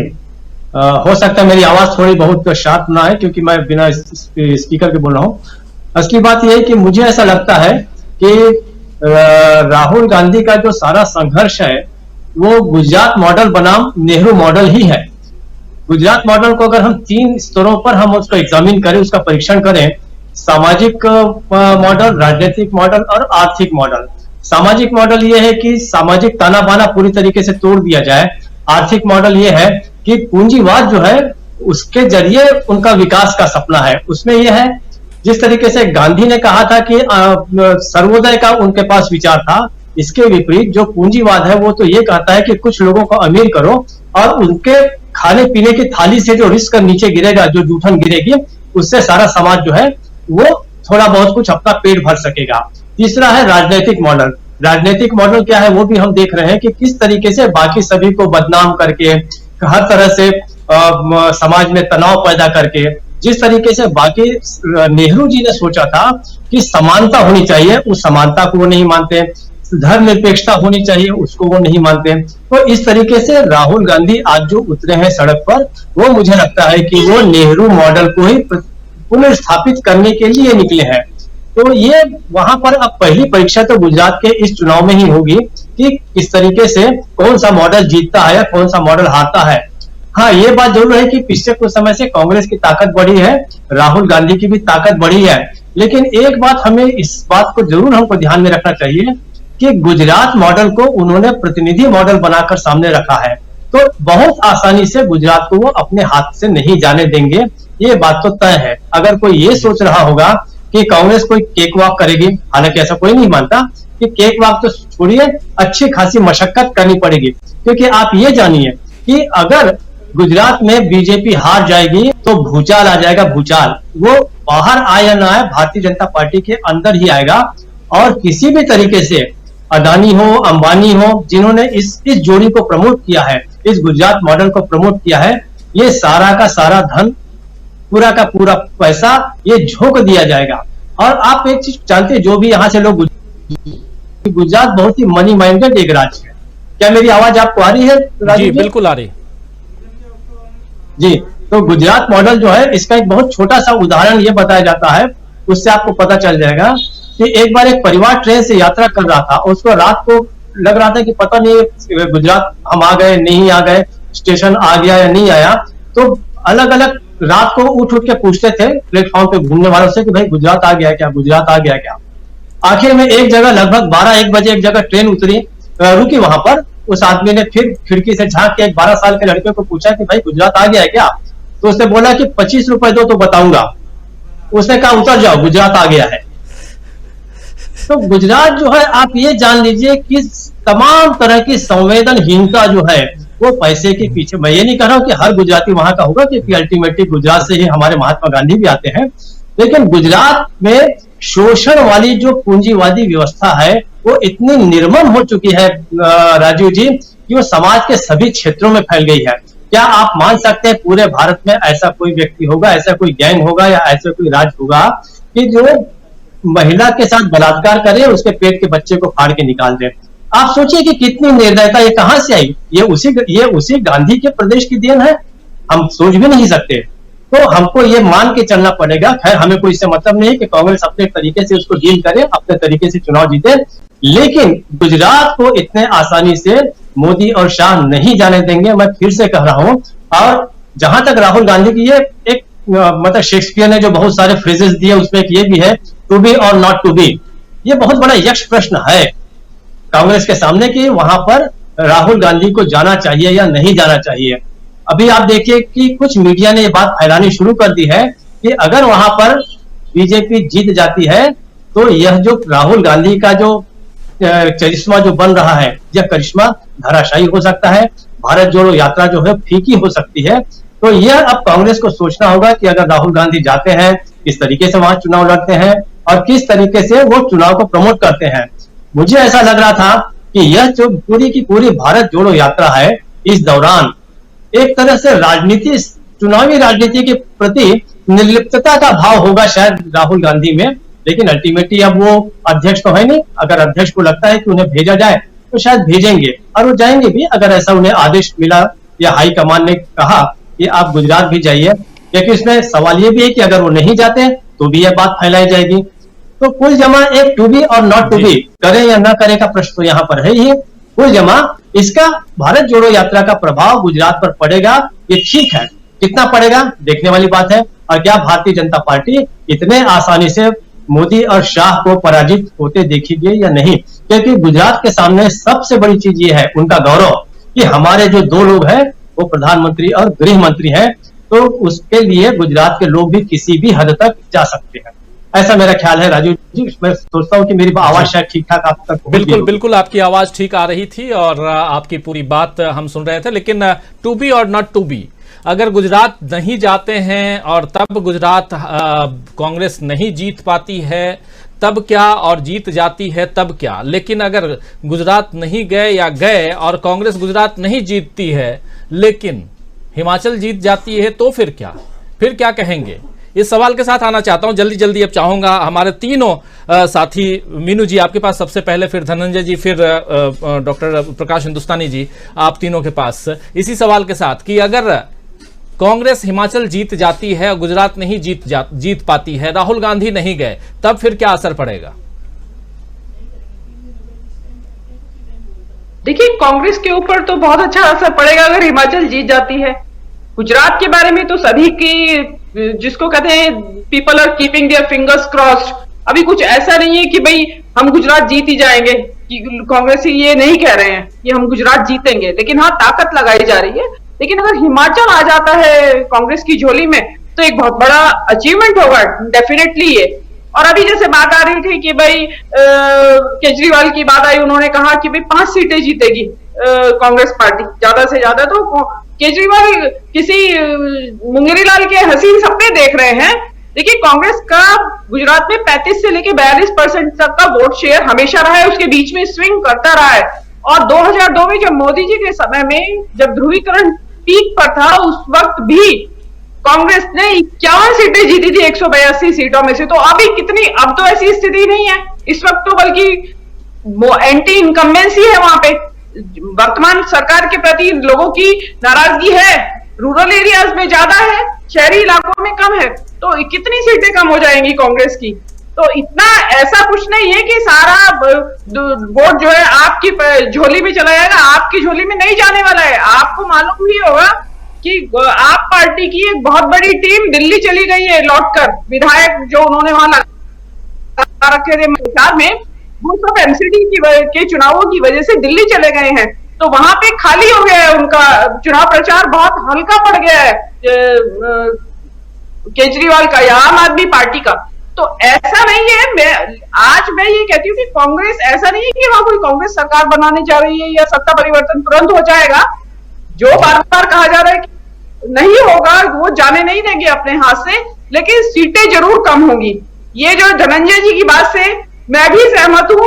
मैं तो ये दावा नहीं कर रही हूँ कि कितनी सीटें कम होंगी, लेकिन सीटें जरूर कम होंगी और गुजरात मॉडल की पराजय होगी वो, और हो रही है। और ये बात सेंस आउट कर रहे हैं मोदी और शाह, इसीलिए इतनी ताकत उन्होंने वहां झोंक रखी है। अदरवाइज तो जिस राज्य से आप आते हैं और जिस राज्य से मुख्यमंत्री और गृह मंत्री है, वहां तो उनको जाने की भी जरूरत नहीं थी, आपके इशारे से वोटिंग होती उनके पक्ष में। लेकिन ऐसा नहीं है, पूरी उन्होंने ताकत लगाई हुई है। अब इसका नतीजा क्या होगा और कैसे, अभी जैसे जैसे चुनाव आगे बढ़ेगा वो उसके साथ साथ पिक्चर क्लियर होती चली जाएगी। जी राजीव जी। जी बिल्कुल, पिक्चर क्लियर होती जाएगी जैसे जैसे बढ़ेगा। लेकिन धनंजय जी, क्या अभी भी आप उस बात पर टिके हुए हैं अब इतने दिनों बाद कि कांग्रेस जो है वो गेन करेगी और बीजेपी लूज करेगी? सीटों की बात कर रहा हूं, चुनाव के परिणाम की बात नहीं कर रहा। राजीव भाई, मैं चुनाव परिणाम की बात कर रहा हूं और मैं फिर वहीं खड़ा हूं। अब जब तक चुनाव का परिणाम नहीं आ जाएगा तब तक वो वहीं खड़े रहूंगा। 79 मैंने ये भी नहीं कहा कि 79 से 89 के बीच में, मैं बोल रहा हूँ 79। और मैं जब बोल रहा हूँ तो उसका कुछ मेरे अंदर कैलकुलेशन चलता है और प्रायः मैं सही रहता हूँ। कभी कभी हो जाए, हो सकता है कुछ और हो जाए। लेकिन देखिए, अभी जो प्रोफेसर साहब चले गए वो भी जो बोल रहे थे, प्रकाश भाई ने कहा, मीनू जी ने कहा, हमारे अमलेंदु जी और हमारे दीपक भाई ने भी कहा, सबने कहा कि भाई गुजरात की जनता जो है महंगाई से, फला से, ढेका से लेकिन बावजूद अगर मोदी जी को ही वोट देती है जनता तो भाई परेशान नहीं है, इसका मतलब है ना। और जब परेशानी के पिछली बार की परेशानी में और इस बार की परेशानी में अंतर है। हालांकि अमलेंदु भाई ने उसमें बड़ा सही कहा कि पिछली बार इफेक्ट दिखाई नहीं पड़ा था, अभी इफेक्ट दिखाई पड़ रहा। मैं एक दूसरी चीज और समझ रहा हूं। पिछली बार सबसे ज्यादा आप याद कीजिए राजीव जी, सूरत में सबसे ज्यादा विरोध था व्यापारियों का, और सूरत में पूरी सरकार, तब अरुण जेटली साहब थे और अरुण जेटली साहब एक बड़े रणनीतिकार थे। अरुण जेटली जो है धमकी नहीं देते थे मोदी जी की तरफ फोन करके कि बैठता है कि नहीं बैठता है। अरुण जेटली साहब रणनीति जानते थे, तो उनके नेतृत्व में ही वहां चुनाव लड़ा गया था और उन रणनीति के तहत सूरत की सारी सीटें, पता नहीं 16 है या 17, प्रकाश भाई या दीपक भाई बेहतर बताएंगे, तो सारी की सारी सीटें जीत ली थी बीजेपी ने। इस बार स्थिति जो है अलग है, और अलग इसलिए है कि एक तो उस समय मोदी ब्रांड बड़ा चमक रहा था। जो कह रहे थे प्रकाश भाई कि वो मार्केटिंग करना जानते हैं। देखिए, मार्केटिंग भी कितना करिए, कब तक कीजिएगा। मार्केटिंग की भी एक लिमिट होती है, कितना फैलाइएगा उसको, रबर को या बैलून में हवा कितना भरिएगा, फाइनली वो फट जाएगा। तो ये जो इनका हवा है गुजरात मॉडल का, वो फट चुका है। देश ने और दुनिया ने देख लिया कि गुजरात मॉडल क्या है। दीपक भाई ने बड़ा बढ़िया उस पर राजनीतिक, आर्थिक और सामाजिक विश्लेषण किया, बहुत बढ़िया विश्लेषण किया। तो वो तो है ही, लेकिन सवाल उठता है कि राहुल, एक और बात मैं कर दूं, खत्म करूं फिर, कि राहुल गांधी के जाने और नहीं जाने से क्या फर्क है। मैं इसमें पिछली बातचीत में भी मैंने कहा था कि राहुल गांधी को नहीं जाना चाहिए, क्योंकि राहुल गांधी जिस मिशन पे निकले हैं उनको रहने दीजिए। आपके पास अध्यक्ष है, आपके पास नेता है, 42 पर्यवेक्षक अपने अनाउंस कर दिए हैं, तो लड़िए ना, बिना राहुल गांधी को लड़के देखिए। राहुल गांधी का तो अपना प्रभाव है, लेकिन जनता वहां जो दुखी है उसका भी तो दुख का प्रभाव कुछ होना चाहिए। कि राहुल गांधी गए तो जनता ने कहा, रे वाह क्या भगवान आ गए, वोट दे दे, तो भी व्यक्तिवादी हो जाएगा। हम उसको नहीं होने देना चाहते हैं, हम नहीं चाहते हैं वैसा हो। जनता को भी अपनी पीड़ा दिखे, और मुझे लग रहा है कि एक उम्मीद जगी है जनता को कि इस पीड़ा से निजात पाने का रास्ता कांग्रेस पार्टी में है। राहुल गांधी एक लीडर के तौर पर उभरे हैं जो कांग्रेस को भी दिशा दे रहे हैं और देश को भी दिशा दे। अब बार बार जो बात आ रही है केजरीवाल साहब की, केजरीवाल साहब जो है क्या बोलते हैं नहीं बोलते हैं सब लोग जानते हैं, और बोलने से कुछ होता नहीं। नेताओं के बयानबाजी तो होती है। लालू यादव ने एक बार बहुत बढ़िया बोला था, उन्होंने कहा था चुनाव से पहले कि हम इतनी सीटें जीत रहे हैं, तो जब हार गए वो, तो लोगों ने कहा, पत्रकारों ने पूछा कि आप तो बोल रहे थे इतनी सीटें जीत रहे हैं, तो उन्होंने कहा कि क्या चाहते हो, मैं बोलूंगा इतनी सीटें हार रहा हूं, तो वो तो कोई नहीं बोलेगा कि मैं इतनी सीटें जीत रहा हूं, ये सब बोलेगा जीत रहा हूं। लेकिन सवाल उठता है जीतने का आधार क्या है, आप पे कैसे। देखिए, फाइनली पूरे देश की जनता जो है देश का प्रधानमंत्री ढूंढ रही है कि मोदी जी के विकल्प के तौर पे कौन है मुख्यमंत्री। तो गुजरात का आदमी भी नहीं ढूंढ रहा है, क्योंकि मोदी जी कह रहे हैं कि कमल का फूल देखो और मेरा चेहरा देखो और वोट दे दो। तो गुजरात का आदमी तो मुख्यमंत्री भी नहीं ढूंढ रहा है, वो प्रधानमंत्री ढूंढ रहा है। लेकिन देश क्या प्रधानमंत्री ढूंढ रहा है मोदी जी में, या प्रधानमंत्री एक नए व्यक्ति को देखना चाह रहा है। तो गुजरात एक ऐसा प्रदेश है राजीव जी, ठीक है, दीपक भाई का अपना है कहना है, लेकिन मैं मानता हूं गुजरात एक व्यापारिक प्रदेश है, वहां भी किसान है, वहां भी गरीब लोग रहते हैं। और ये क्योंकि कुछ समय क्या होता है, जैसा मैंने पिछली बातचीत में कहा था कि बरसात के समय में मेढक बहुत दिखाई पड़ते हैं, लेकिन बरसात जब खत्म होती है तो फिर कौन आ जाते हैं, अलग मौसम आ जाता है। तो मौसम अलग आ चुका है। और देखिए गर्मी से निजात मिलने वाली है मौसम के तौर पे भी। अभी हम लोग मुंबई में भी देखिए पंखा चला के रह रहे हैं, रात में एसी चलाना पड़ता है। तो धीरे धीरे मौसम बदलेगा, शरद ऋतु आएगी, बसंत ऋतु आएगी। बसंत में इस बार बढ़िया फूल खिलेंगे और बढ़िया फल मिलेगा। ये लिख लीजिए 79 नोट कर लीजिए, फिर से नोट करवा देता हूँ, उससे ज्यादा बीजेपी को नहीं आई। जी धनंजय जी 79। लेकिन प्रकाश जी आप क्या कहेंगे? मैं यहाँ सवाल दूसरा वो रख रहा हूँ कि अगर कांग्रेस ये जो चुनाव है ये दो जो है एक एक के बराबर में हो जाता है, फिर क्या राहुल गांधी की जो पदयात्रा है उसके बारे में जो कहा जाएगा, अगर 2-0 की बात हो जाती है यानी कि दोनों चुनाव बीजेपी जीत जाती है, तब पदयात्रा पर क्या असर, और एक एक के बराबर पे हो जाता है तो क्या असर, और ये मान लिया जाए कि दोनों चुनाव अगर कांग्रेस जीत जाती है तब क्या असर? तो अनम्यूट कर लीजिए। आपने जो 3 बातें कही तो तीसरी बात का अनुमान मेरे ख्याल सही नहीं है। ऐसा नहीं होने वाला है, क्योंकि राहुल से लोग प्रभावित हैं, लेकिन वोट देना एक अलग चीज है। मेरे मोहल्ले में गटर कौन ठीक करा सकता है, मेरा राशन कार्ड कौन बनवा सकता है, मुझे इंटरव्यू देने के लिए रेलवे पे जाना है तो टिकट कौन दिलवा सकता है, ये सब चीजें बहुत महत्वपूर्ण है। तो कांग्रेस का संगठन गुजरात में उतना तगड़ा नहीं है जिसका खामियाजा कांग्रेस को भुगतना पड़ेगा।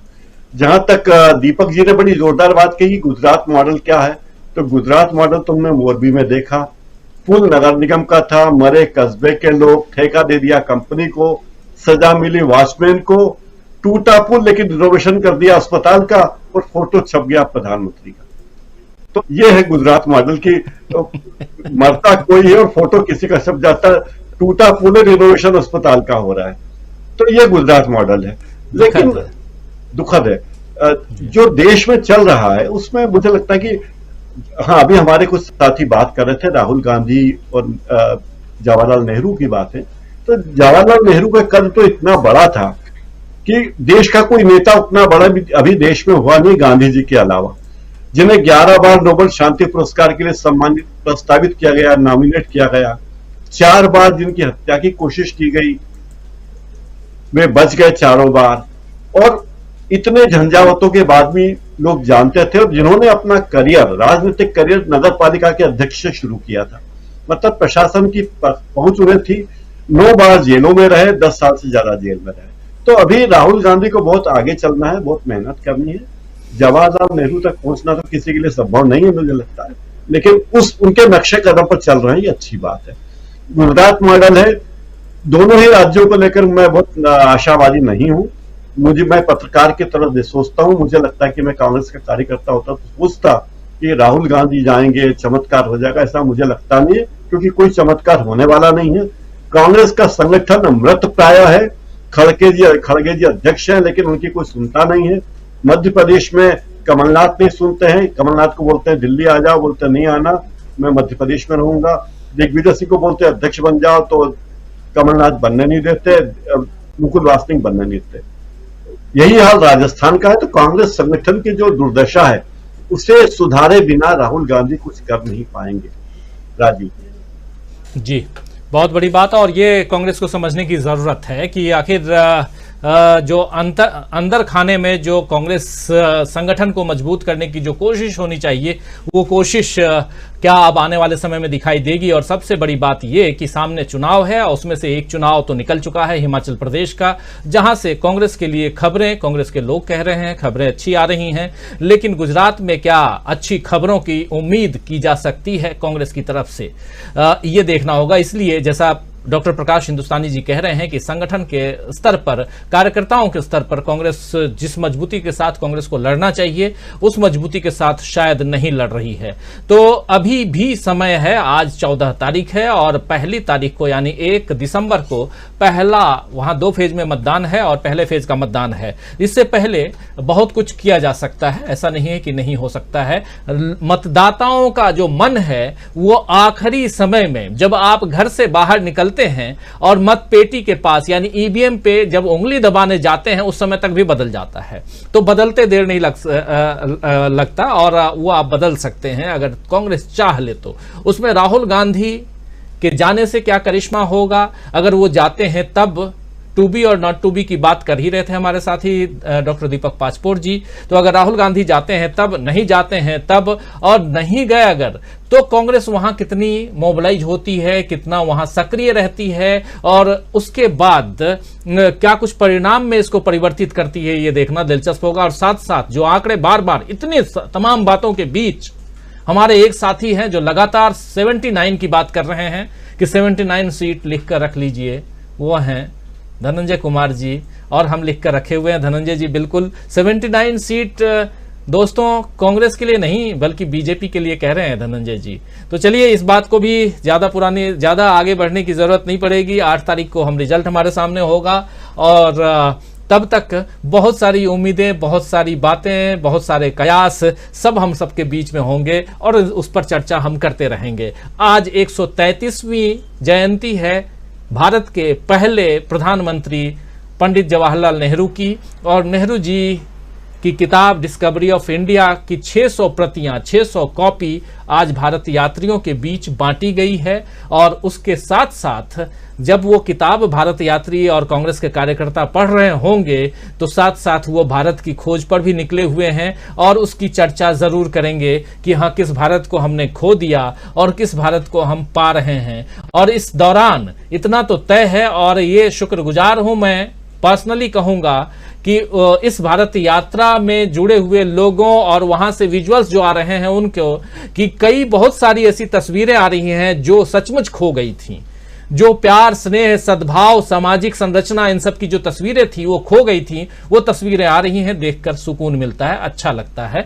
और ऐसे ही भारत की उम्मीद, चाहे वो किसी भी पक्ष का हो, चाहे वो किसी भी धर्म का हो, चाहे वो किसी भी जाति का हो और वो किसी भी विचारधारा का हो, चाहे राइट विंग हो, लेफ्ट विंग हो या सेंटर का हो, जिसको भी मानता हो, लेकिन अपने एक भारत की अच्छी तस्वीर तो देखना पसंद करेगा ही। तो इसलिए ये जो एक तस्वीर वहां से आ रही है, बहुत अच्छी तस्वीर आ रही है, आप लोग भी देखा कीजिए और कम से कम कुछ पल सुकून के साथ जीने की कोशिश कीजिए, चाय की चुस्कियों के साथ, क्योंकि अब सर्दी का मौसम आ रहा है और उत्तर भारत में तो लगभग सर्दी आ चुकी है। हमारे साथी धनंजय जी तक सर्दी पहुंचेगी देर में, अभी पंखे में रह रहे हैं। जी धनंजय जी, आखिरी जल्दी जी। हाँ, मैं एक लाइन खाली ऐड करना चाह रहा हूँ कि जैसा कि प्रकाश भाई ने कहा कि मैं कांग्रेस का कार्यकर्ता होता तो जरूर बोलता, लेकिन पत्रकार होने के नाते कह रहा हूँ। प्रकाश भाई, मैं भी कार्यकर्ता तो कांग्रेस का हूं नहीं, लेकिन मुझे इसलिए दिख रहा है कि ये चुनाव इस बार पार्टी नहीं लड़ रही, जनता लड़ रही। और जनता जो है 10 साल जो भारत में देखा है, वहां तो 27 साल से देख रहे हैं, लेकिन जो था कि मोदी जी जाएंगे दिल्ली तो पता नहीं क्या कर देंगे, पूरा दुनिया जो है कदमों में आके झुक जाएगी, वो गुजरात की जनता ने भी देख लिया है। और उसका असर यह है कांग्रेस कितना मजबूत है, किस तरह से संगठन है, इस पे मैं बहस नहीं करूंगा क्योंकि ये बहस के पार की बात है। जब आंधी चलती है ना तो सारी बहसें रखी रह जाती है और कई दफा आंधी जो है एकदम नजदीक में आकर के चलती है। तो मैं देख पा रहा हूं कि जनता इस बार चाह रही है कि भैया मोदी जी बहुत हो गया, अब आप हटिए, हम दूसरे को लाने, सिंहासन खाली करो कि जनता आती है। तो इस बार जनता आएगी, कांग्रेस पार्टी को कंधे पर लेकर के आएगी, इसलिए मैं कह रहा हूं। जी बिल्कुल, आपकी बातें भी हम मान रहे हैं और बिल्कुल आने वाले समय में इन तमाम चीज़ों पे और चर्चा हम करेंगे और बहुत नज़दीक से गुजरात के चुनाव को देखने समझने की कोशिश करेंगे। गुजरात का चुनाव बहुत महत्वपूर्ण है और उसमें धनंजय जी चूंकि गुजरात के बहुत करीब बैठे हुए हैं, इसलिए भी आपकी बातों का, चूंकि हम लोग बहुत दूर बैठे हैं, हालांकि प्रकाश हिंदुस्तानी जी भी बहुत नज़दीक हैं, मध्य प्रदेश और गुजरात में ज़्यादा दूरी नहीं है और उधर मुंबई और गुजरात में भी ज़्यादा दूरी नहीं है। तो चलिए इस कार्यक्रम को समाप्त करूं उससे पहले बहुत धन्यवाद देना चाहता हूं डॉक्टर दीपक पाचपोर जी, अमलेंदु उपाध्याय जी, डॉक्टर प्रकाश हिंदुस्तानी जी, मीनू जैन जी और हमारे साथी धनंजय कुमार जी, और साथ में जुड़े थे प्रोफेसर रविकांत जी। आप सबको बहुत बहुत धन्यवाद, बहुत शुक्रिया अदा करता हूं। हमारे साथ बहुत सारे साथी जुड़े हुए हैं। कार्यक्रम समाप्त करने का समय हो गया है, लेकिन कुछ आप लोगों के जो विचार आप लोगों ने लिखे हैं कमेंट बॉक्स में वो जरूर लेना चाहूंगा। प्रीतम दुग्गल जी लिख रहे हैं कि मेल के जवाब के लिए धन्यवाद। गुजरात मॉडल भी 15 लाख रुपए और 2 करोड़ नौकरी हर साल की तरह फ्रॉड निकला। बाकी वोटर की सोच क्या है वो ज्यादा महत्वपूर्ण है। राहुल गांधी को जाना चाहिए, नेहरू जी को नमन, ये कह रहे हैं प्रीतम दुग्गल जी। बिल्कुल सही आपने लिखा है, बहुत सटीक लिखा है आपने। और सुरेश दलवी भी हमारे साथ हैं, मुझे आपकी आवाज बहुत अच्छी लगती है, कह रहे हैं। बहुत धन्यवाद आपको सुरेश जी। और अब्दुल क्वाबी खान भी हमारे साथ हैं। अफरोज आलम कह रहे हैं कि सर सुना है 22 नवंबर से राहुल गांधी गुजरात इलेक्शन में प्रचार करने जा रहे हैं, क्या ये सही है? यही बात हम लोग भी सुन रहे हैं। और पहले ये खबर आई थी कि 10 नवंबर को जाएंगे राहुल गांधी, 10 नवंबर को नहीं गए। पहले ये खबर थी कि राहुल गांधी कुछ भी हो जाए हिमाचल प्रदेश जाएंगे, हिमाचल प्रदेश नहीं गए। लेकिन अब क्या गुजरात जाएंगे राहुल गांधी, ये एक बड़ा सवाल है। सबसे पहला सवाल यही कि क्या गुजरात जाएंगे, और जाएंगे तो कब जाएंगे? 22 नवंबर की बात आ रही है, बिल्कुल आ रही है, सही कह रहे हैं। वही खबर हम लोगों तक भी आ रही है, लेकिन इसकी अभी आधिकारिक पुष्टि नहीं हुई है, इसलिए हम भी आधिकारिक तौर पे इस बात को नहीं बता पाएंगे। जैसे ही इस खबर की कोई प्रेस रिलीज आती है, कोई और ढंग से ये खबर आती है, तो आप तक हम जरूर पहुंचाने की कोशिश करेंगे इसी प्रोग्राम के जरिए। मुस्तफीज खान हमारे साथ हैं। 79 ही सीट मिलेगी कह रहे हैं गुजरात में। और जगमोहन सिंह जी कह रहे हैं कि राजीव जी हिमाचल प्रदेश में ईवीएम भी पकड़ी गई है। डिस्कवरी ऑफ इंडिया की बुक मैंने अभी किंडल पे खरीदा है और आपके शो देखते समय। बहुत धन्यवाद जगमोहन जी, आपने खरीदा। उस किताब को पढ़ना चाहिए, सबको पढ़ना चाहिए। भारत को अगर समझना है तो इसलिए नहीं कि आप किस विंग को पसंद करते हैं, चाहे कोई भी हो। अगर हमारे जो महापुरुष हैं हमारे से पहले जो कुछ लिख कर गए भारत की आज़ादी और भारत को समझने का, अगर हमारे पास कुछ ऐसा कहीं कुछ किताब ऐसे दस्तावेज हमारे सामने आते हैं तो उसको पढ़ना चाहिए, रखना चाहिए। और आपने खरीदा है, बहुत अच्छी बात है कि आप जगमोहन जी इस किताब को पढ़िए। और देवेंद्र महीच हमारे साथ हैं, और देवेंद्र जी के साथ के बाद सुरेंद्र पाल भी हमारे साथ हैं। राहुल जी ने लोगों में विश्वास पैदा किया है, बिल्कुल विश्वास पैदा किया है, आप बिल्कुल सही कह रहे हैं। विजय प्रकाश भट्ट कह रहे हैं कि जिस व्यक्ति को पप्पू कह करके कहा जा रहा था, आज उसमें गांधी और नेहरू दोनों ही दिखाई दे रहे हैं। यहाँ भारत जोड़ो यात्रा की ही करामात, ये भारत जोड़ो यात्रा की ही करामात है और ऐसा हौसला गांधी ही कर सकते। बिल्कुल सही कह रहे हैं आप। क्या कुछ नहीं कहा गया, लेकिन अब देखिए कि अब कहाँ हैं और क्या कुछ कर रहे हैं। बहुत सही आप लिख रहे हैं। दीपक निगाड़े भी हमारे साथ हैं, फिर मिलियोरे 12 भी हमारे साथ है। परिवर्तन भी प्रजातंत्र की मूल है।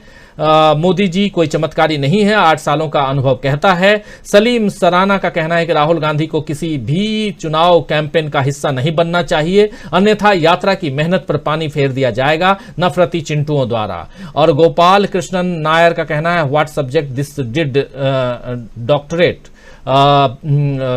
दोनों के क्या जो दोनों डॉक्टर्स हमारे साथ जुड़े हुए थे शायद उनके बारे में कह रहे हैं कि क्या सब्जेक्ट है।